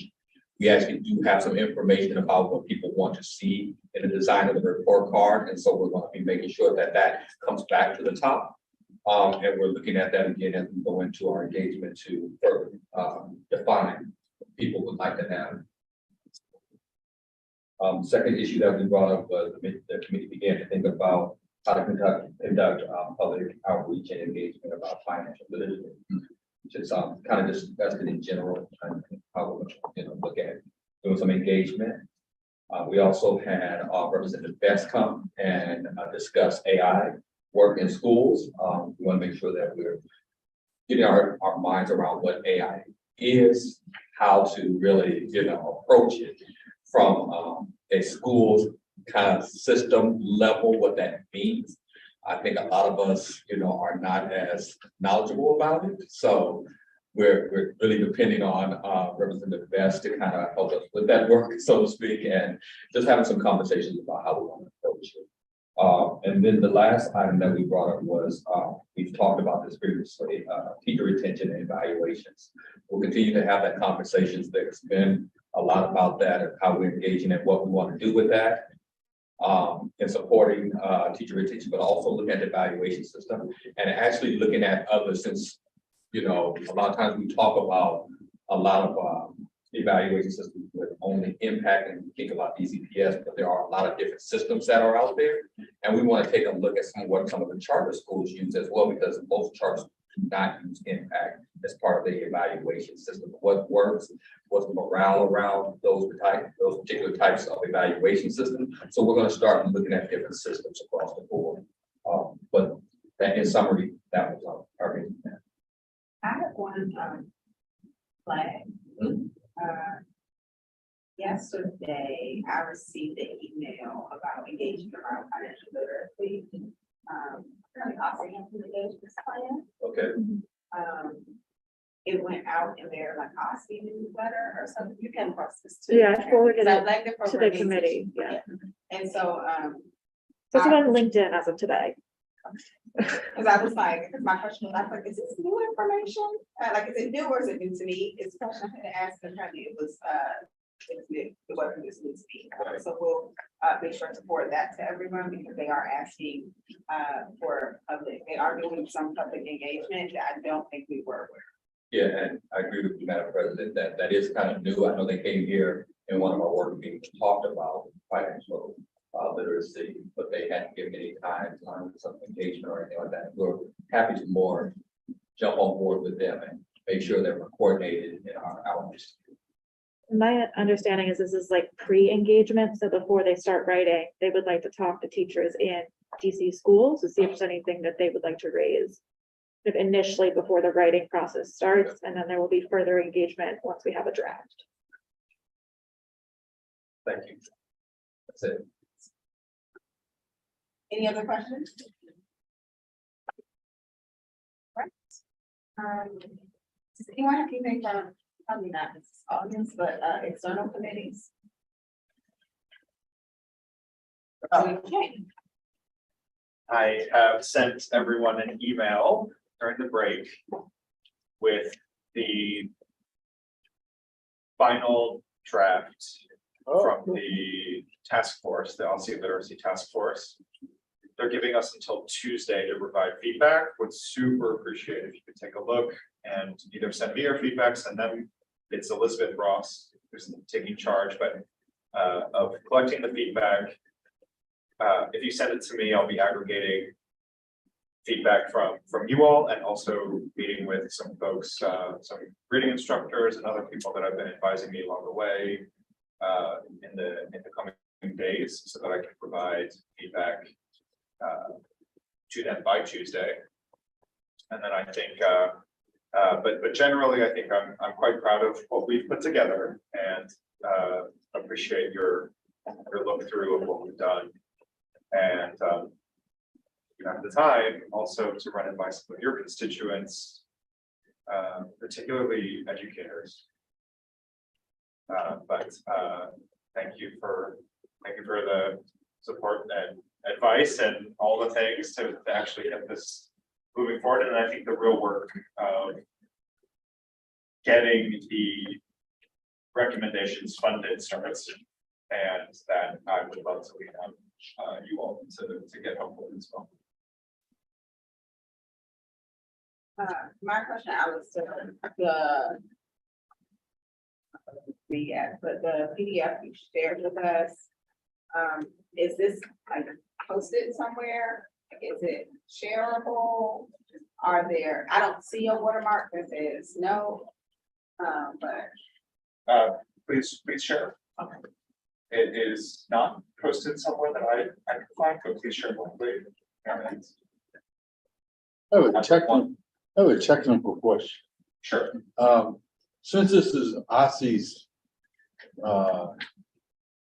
task force, when you're talking about funding, we've been talking about funding all day, about getting the money and convincing the council and the mayor to fund it. But since this is coming from the OSSI, which is the mayor's business, is it much more plausible that it'll be funded? You don't have to, I don't know if there's an answer to that. The response I got, Dr. O'Leary, was that it was not within the mandate of the budget amendment to prioritize the recommendations or come up with estimates for costs for the recommendations. And so that piece of the work will come after this task force, which I think is actually a really important piece of the work and something that I may come back to this group to get help to do, because without that, the recommendations are essentially a literature. And I would add to that, but as Representative Williams, he's not here, one of the things that he has asked that the board take up sooner rather than in the spring is our letter to the mayor around what our budget part people like the entire cluster space. And so just considering that these come out officially, September, we'll be holding a panel around the actual recommendations in September, in October. Right, in October. There may be some credence to in early fall, late fall, early winter, beginning to think through what some of those budget priorities and asks that we want the mayor to consider as she's pulling together. By that time, particularly by the end of November, most of the agencies would have submitted, just like SBOE would have submitted their request to the mayor. So there may be an opportunity, if you all are interested, to begin to think about those budget requests sooner rather than later, before we start preparing for like oversight meetings and those types of things. Spring. Count me in 100% on that discussion. I think it's a great discussion to have. I mean, everybody's seen the newspapers about how you got people pointing fingers at each other, but there wasn't enough money in the pot on schools to begin with. I mean, schools were shortchanged. I actually applaud the council to put the money back into the local schools, many of which in my ward we're seeing 5% cuts. So I think trying to, as a body, set out what we need for education funding in this city would be a really useful opportunity for us to lead and to, I think, represent our constituents in the advocacy role, because I know the people in my ward are really worried about having one-time money again for a lot of their schools that could be going away. And the budget's getting tighter, revenue's tight, but education, shouldn't be on the chopping block each year with this one-time money. So I would, and then when it gets restored, potentially then having technology budget for kids cut instead, and that's, I think the overall pot of money needs to be bigger for education and it needs to be used effectively. So I would love to work with you on that.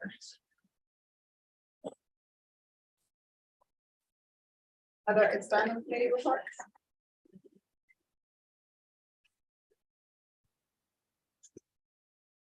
So I think, everyone for the reports, and the work they're going to in the committee.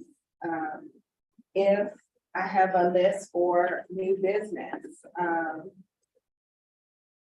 I want to ask members if they have any additional items to add to following list. One is the NASB annual conference, which is coming up in the fall. Two is an item I have around a letter for DCP full service community school grant. Are there other items for new business? Not two.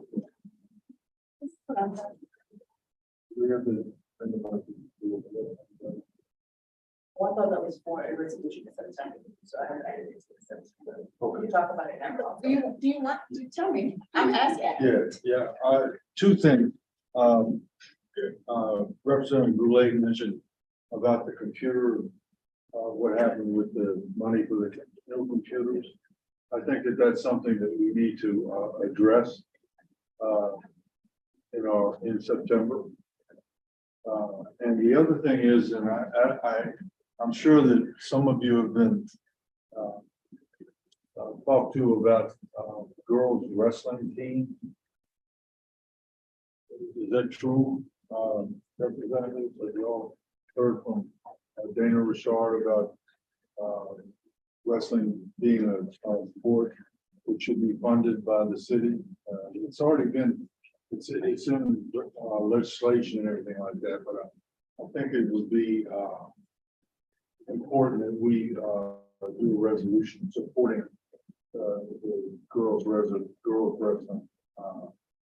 as a sport in both middle and secondary school. Okay. So we have 4 items. Are there any other items? All right, so we're going to start with the first item, NASB annual conference. Executive Director Butler, would you like to talk about this item? Yes. The annual conference, so NASB, the National Association of State Boards of Education. The DC State Board of Education is an active member. So much so that last year we won, I think, 2 or 3 awards from them, 3 awards. So we have been active in NASB for quite some time, and the annual conference is coming up. There is usually a discussion I created for you in your packet. You will see an outlay of the conference. It is Wednesday through Saturday.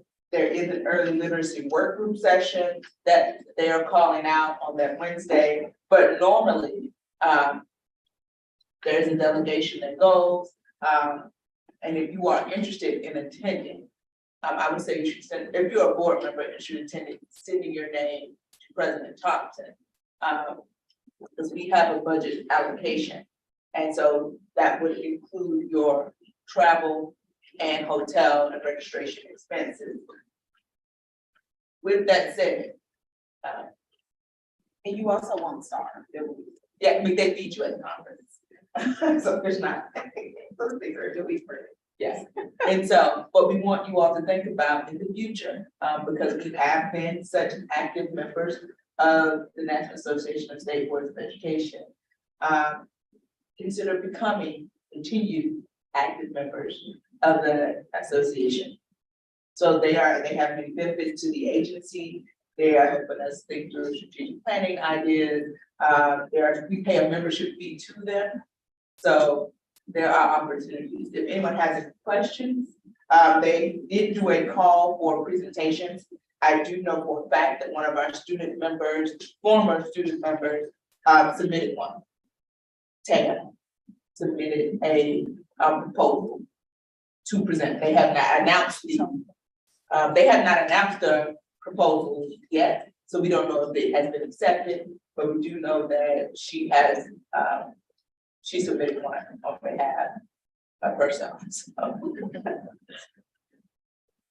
Any questions, concerns? All the new members were invited to attend the New Member Institute that they hold every summer. You all should have gotten those emails. You should be on the email list for NASB. If you are not, if you have any questions, please let us know. Early registration will be closing in September. So if you are interested, please let us know by August 16th.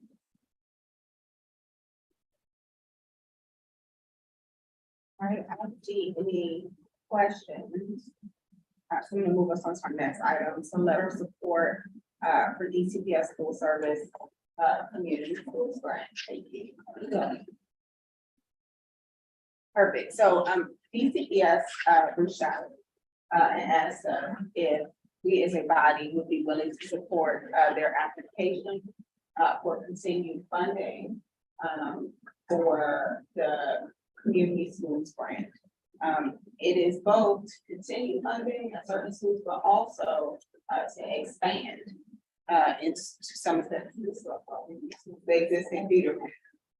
So these dollars specifically will enable DCPS to expand Connected Schools model to Kimball and Malcolm X. They are part of the existing feeder patterns of Connected Schools because their middle schools are connected and schools, and so are their high schools. Key project activities include the launch and implementation, but will include support from around early childhood programming, through Jumpstart, BGW, establishment of a connected closet. So we're talking about food pantry and other items, additional case management supports, additional one-on-one and small group mental health supports through the WIC Center or possibly MedStar, and enhance after school programming. So members, this is the quick and dirty of the ask, but we are asked if this is, I'm first asking if this is something we would like to consider supporting. So we can write a letter for DCPS to include in their funding package. They have generously drafted a letter that we may want to edit, and that is in your packet. Nothing else. I just have to, I fully support, I have to abstain because of, or abstain because of this act of the federal government. Okay, from the vote or from the discussion? Oh, not from the discussion, but I just wanted Because to. we're not, because we don't vote on anything now. Yeah, no. Yeah, okay. Oh, wait, so this is gonna be a vote, We don't have to vote on the letter of support. oh, okay. Yeah, you don't have to vote on a letter of support. I can sign a letter of support. Cool beans. And so I'm asking if we want a letter of support. Because this is not, because we also do not, of course, have a public meeting in August. So this is not, like, literally, we just need to make a decision. So we're not gonna vote, we're just gonna raise our hand. No, I'm asking a question. Because you're asking people if they'd like to do it. I would like verbal affirmation and or other thoughts, because I don't ever assume that everybody is on the same accord. So I heard Dr. Reed say she fully supports. I have not heard anybody else say anything good or bad. I see signals from Representative Boulay that are positive. All right, Patterson. Yes, no, all right. So, given that, Do people have any comments on the letter? Now, I wouldn't say this request came yesterday, so I'll be honest, I have not reviewed the draft letter. You can also send comments back. But yeah, I didn't read it. Not yesterday, I didn't. So if people have comments about the language, just let me know. But we don't have to vote on this about the fee. And Rep. Thompson, are you signing on behalf of the board? Yes. Cool.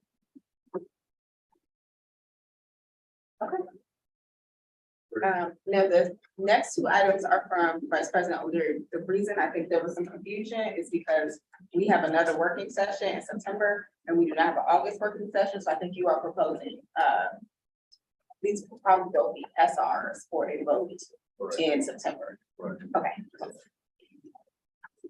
I just wanted to mention it, about the wrestling thing, but also the immediacy of this. If they're not gonna get computers to our students at the beginning of school, then equity doesn't exist. So I think that's something that, I don't know what we can do between that, besides advocate outside of the boardroom, but, we really need to get the decision makers to decide that they can find whatever monies there are to pay for those computers, which are out of date. And they can't even figure out how to make them better as far as what I've read. Representative Chang? The dynamics that I understand, and I love folks who understand who have been in the local, navigating local agencies longer than I have, is that the DCPS is saying that it is because council moved that money from the admin budget to schools that has taken that money away.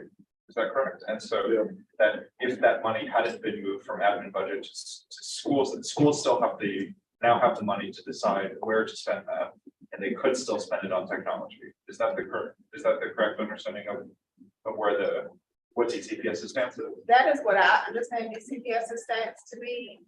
I know Bijan is also here, and I don't know if Bijan can chime in. One of the reasons in my leadership report, I noted that this would be one of the reasons is, right, it's been delayed, but it's a good time to have a conversation like with the deputy mayor, because Chancellor reports to the deputy mayor on things. And so that is DCPS's point of view. The council has a different point of view. Personally, as an individual, I know I sent an email to all of the council members when budget season was happening and told them that if they cut at the level they were going to cut from central office, this was likely one of the outcomes, because there are things in central office budget that do support schools. And so I was like, cut from central office, but make it a healthy cut, don't prune beyond health. And so I don't think any of the retrospective is helpful because we're here now. And so it is on some level like a management decision. And I'm sure Fairby could tell schools that they have to do certain things because he does it with other parts of the budget. But yes, that is DCPS's point of view. So I just want to move from what Dr. O'Leary is saying. I think we all are in agreement that it's important. What I don't know is where our role is in moving this conversation forward beyond what seems like a stalemate to me. Well, I don't, so, and if it's okay, I mean, like, I know we talked about this a little bit, and so Right. like, I know that I generally and genuinely, think that kids should have what they need to have. I'm really disappointed, that we are now pointing fingers back and forth at this stage in the game. I don't think it ever hurts for us to say like what is right. I think, especially given we're having a conversation about adequacy, which I know Representative Lay mentioned earlier, that is a process currently happening. I think some of this is a question of like the adequacy of the budget. And then there are other things that are a question of like, how the different branches of our government work together or fail to work together. I don't know if that last part of it is really something we can, like, we can't put everybody in the room and say, do better, like, we can't do that. I mean, we could say it, but, so the question is, for me, the question is not if there is, if it's not valuable to say and support the fact that all students should have technology, it really is what are the details and what solution are we recommending to get there? I don't know the answer to that at this moment because I haven't done my homework completely yet, but I'm not gonna say there's not value in having the discussion to see what that means. I was just thinking more of a raising the topic rather than pointing fingers. That's not our role at all. It's just a matter of fact that what bothers me is that somebody's saying this is what we're, because of this, and somebody's saying this is because of this, but the children are the ones that are being hurt by not having the computers. So I think that maybe just raising the idea of it is important for us as a board. I know that previously, I don't know if this is an ongoing commitment, but DCPS has testified before council that all students, I think it was third grade and up, might have been fourth grade, should be one-to-one and have computers. That was in previous school years. But that could be sort of one perspective to take, that this is a commitment the DCPS has made to students that they have a laptop. And if some of the schools that you represent don't have those supplies, that might be. No, I was saying finish your statement, but I do see you represent. No, go ahead. Okay. In watching like the back and forth, the statement that does stick out to me was Chairman Middleton's response related to ESSER funds. And I remember when those funds first rolled out, several members kind of asked questions about the rollout of those funds, knowing that they're supposed to, they expire next year. Really? Yeah, I think it would be helpful to kind of ask, what is the plan for those funds from now until next year?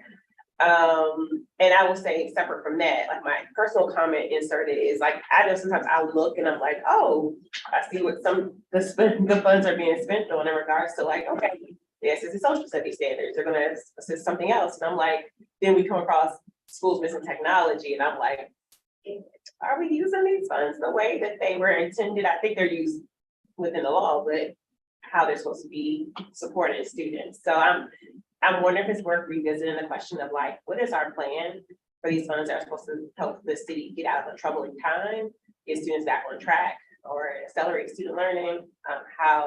What's the plan for the next year, I guess, for them?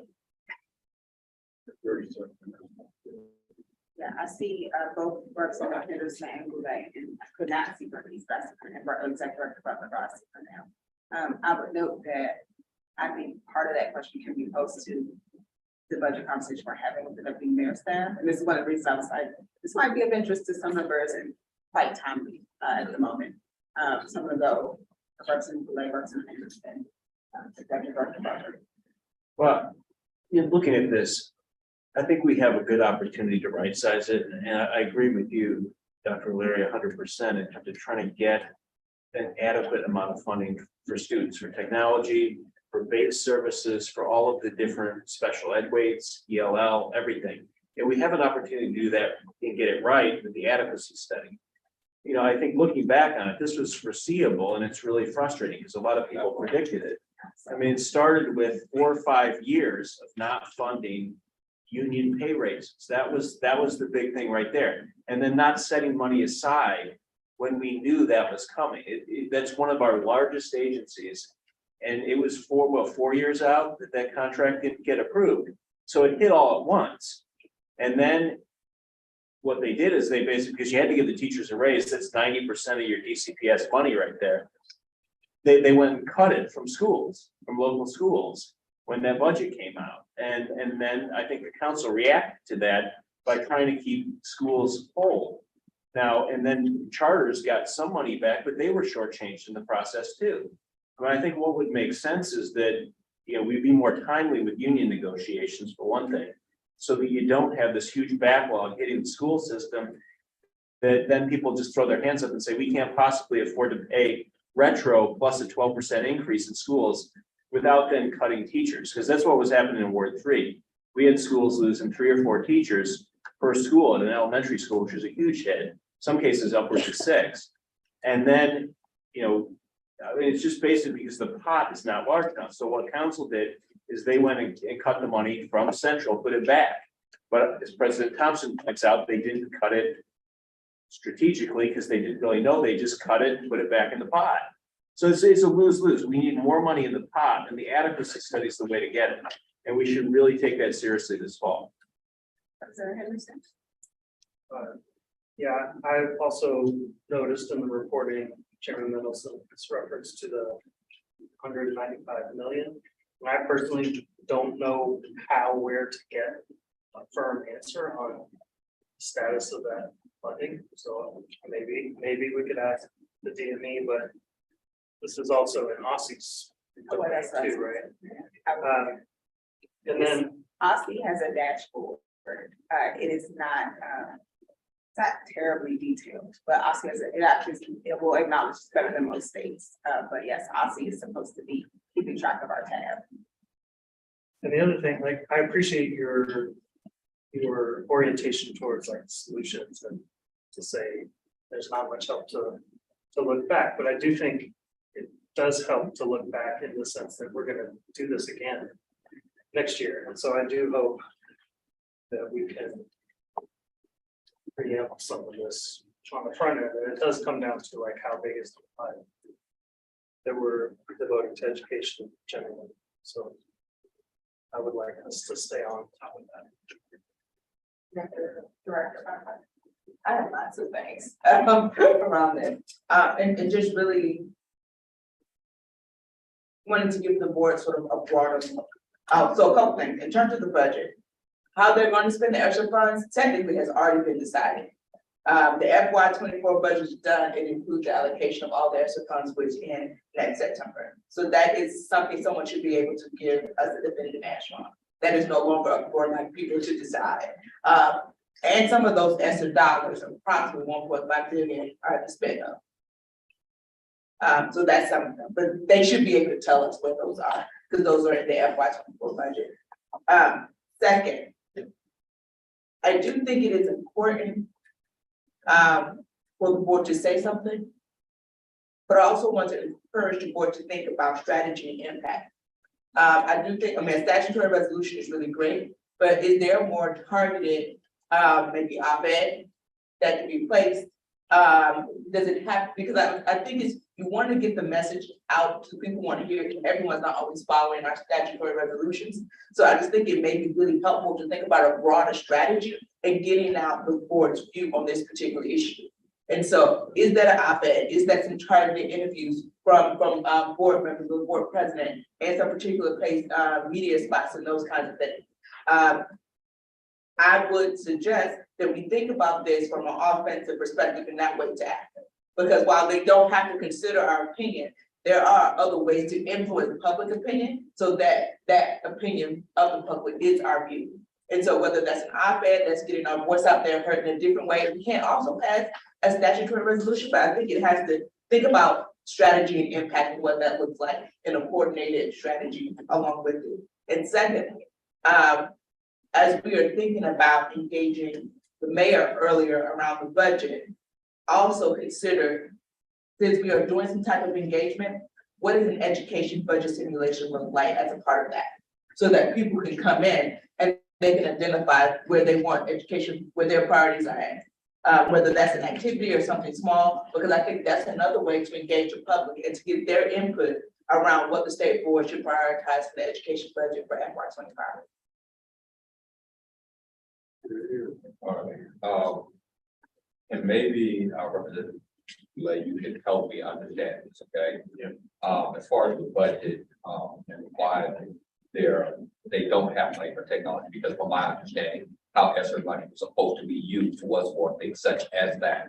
And so I guess I'm asking, did they use and maybe this is a question for them, but I was hoping did they use extra money to help fund some of the contract, WTU contract, or anything of that nature? Because that's not possible, right? No, they didn't. Okay, so since that's not possible, I guess I'm real stuck with how you don't have money that specifically should have went for this particular reason, because that's why it was invented in the first place, I guess is what I'm asking. And I appreciate what you said, Director, about how we be proactive in this and the strategy impact, because it just is a hard question to answer when you've got grade students and other people who are reaching out to you, talking about it, and you really can't explain how they spent that extra money and why there's a so to speak, a shortfall with tech.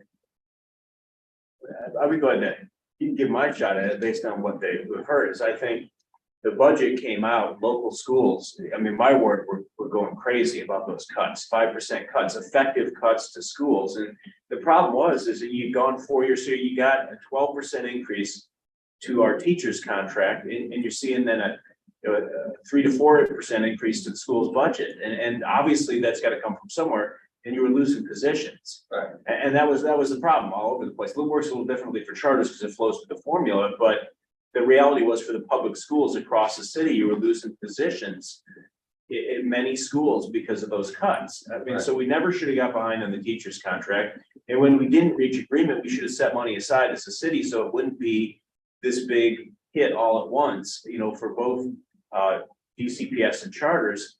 I mean, there's no way you're not going to have to take a cut somewhere. Now, I would be kind of at a loss to pick one or the other. I mean, for my ward, I was grateful for what the council did, because they went into central office and just basically, they found the money. I don't know if it was done strategically, but they brought the money back to local schools. And I know that there was a lot of objections about that. I think there should have been money for both technology, which probably was cut in this process, and so we didn't lose teachers in the local schools. I don't think, what we've got to get away from, one thing is this one-time funding of positions. Like that is the craziest thing to be, that we are funding positions out of one-time money. Because what you're supposed to do is, if you use federal money to cover a position, in the financial plan, you backfill it with local, so you don't lose it in the out years. And that was going to be my question, because we've had them come in front of us numerous times to explain to us how are they going to get ready for the multi-answer money. We had a couple of public meetings on that specifically. First, we wanted to know how it was being spent, and we saw that a certain percentage had gone out at that particular time. Now we're drawing them down, and we're seeing that there may be FTEs and stuff like that were supplemented or whatever out of this one-time fund, and we're not hearing any type of plan for what's going to happen when those positions or any other things that's being funded through extra money, one-time fund. What's going to happen? What's the plan?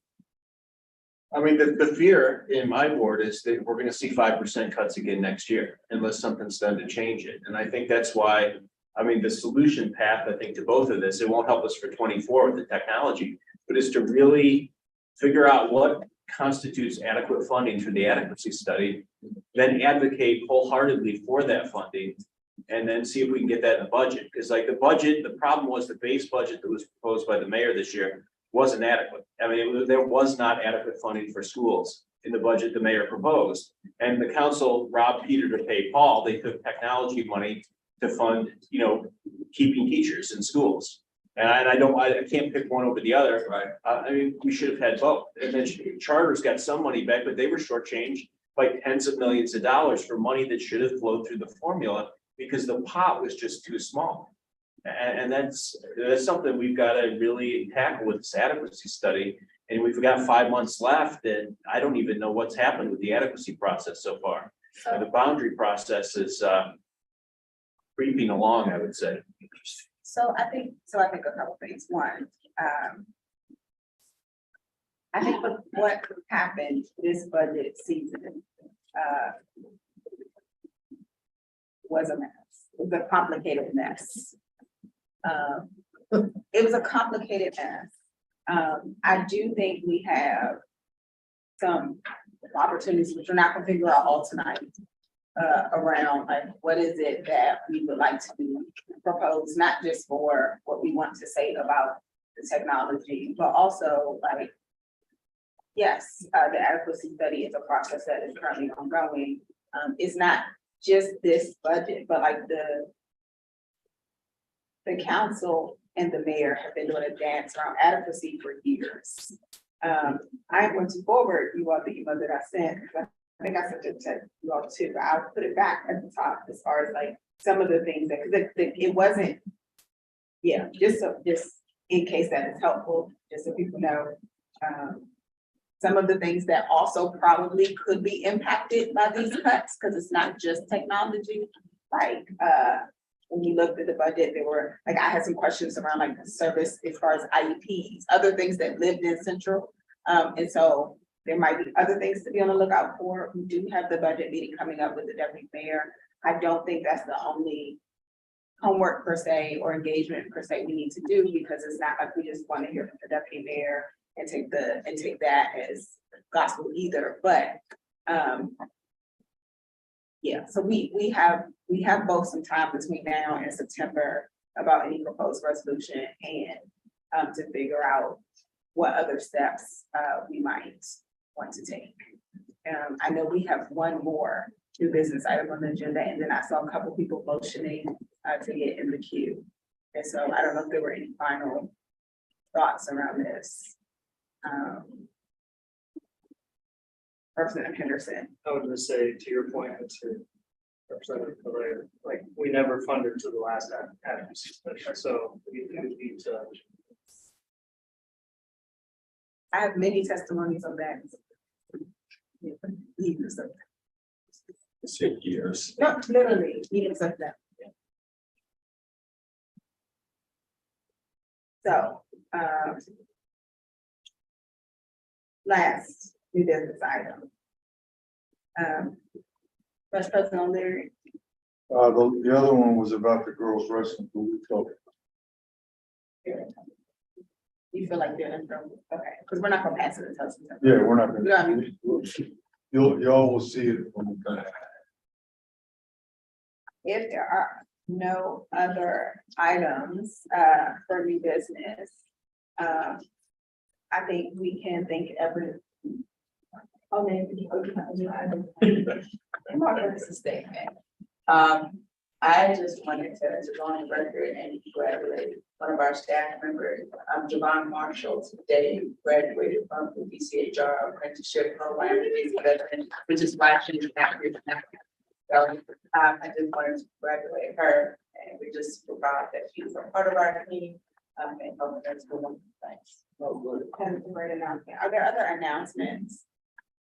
On Saturday, August 5th, there is a principal summit. From the Milwaukee Foundation. Thank you, Dr. Where is it? It is blue. Oh, there we It is go. actually at blue. Yes, 12 to 2 p.m. that's correct. This Saturday, This Saturday? Yes, it's being put up by the Weevil Lock Ridge Community Foundation. It's kind of convenient. Other announcements, I know, was Bob also about the school, event coming up on the 12th. 2016. No, that's not what I was going to say, let me finish my sentence. On the 12th, where I'll be having my own back to school event, and so we have 3,000 backpacks and supplies we are giving away, all things must go. Because I can't imagine I could fit in my garage.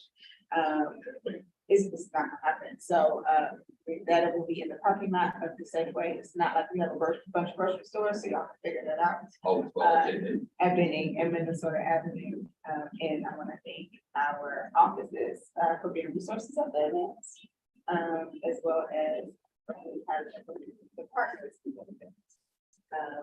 The Ward 5 event is on 26th at Brooklyn Middle School. If you have leftover backpacks, we'll take them and give them away. what day is it? Saturday, August 26th, Brooklyn. 10 to 2, Okay. Brooklyn Middle School. Ward 4 is the 12th of August, also I heard. at Emory Heights Recreation Center. Okay. We'll be giving out books. I'll have those. I mean, I'll take them. So if there are no other announcements, so after all of the resource conversation, at least we had further things to look forward to as we lead into back to school. I want to thank all the members. I want to thank anyone who's in with us, viewing the working session, for their attention tonight, but of course, thank you all in the room for the time and engagement. As a reminder to our viewing public, the state board will continue to hold in-person meetings.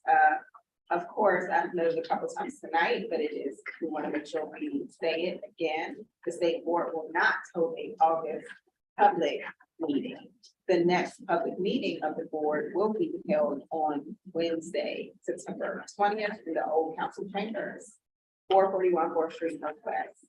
Seeing no further business before the board, I would entertain a motion to adjourn. All right, all in favor of adjournment?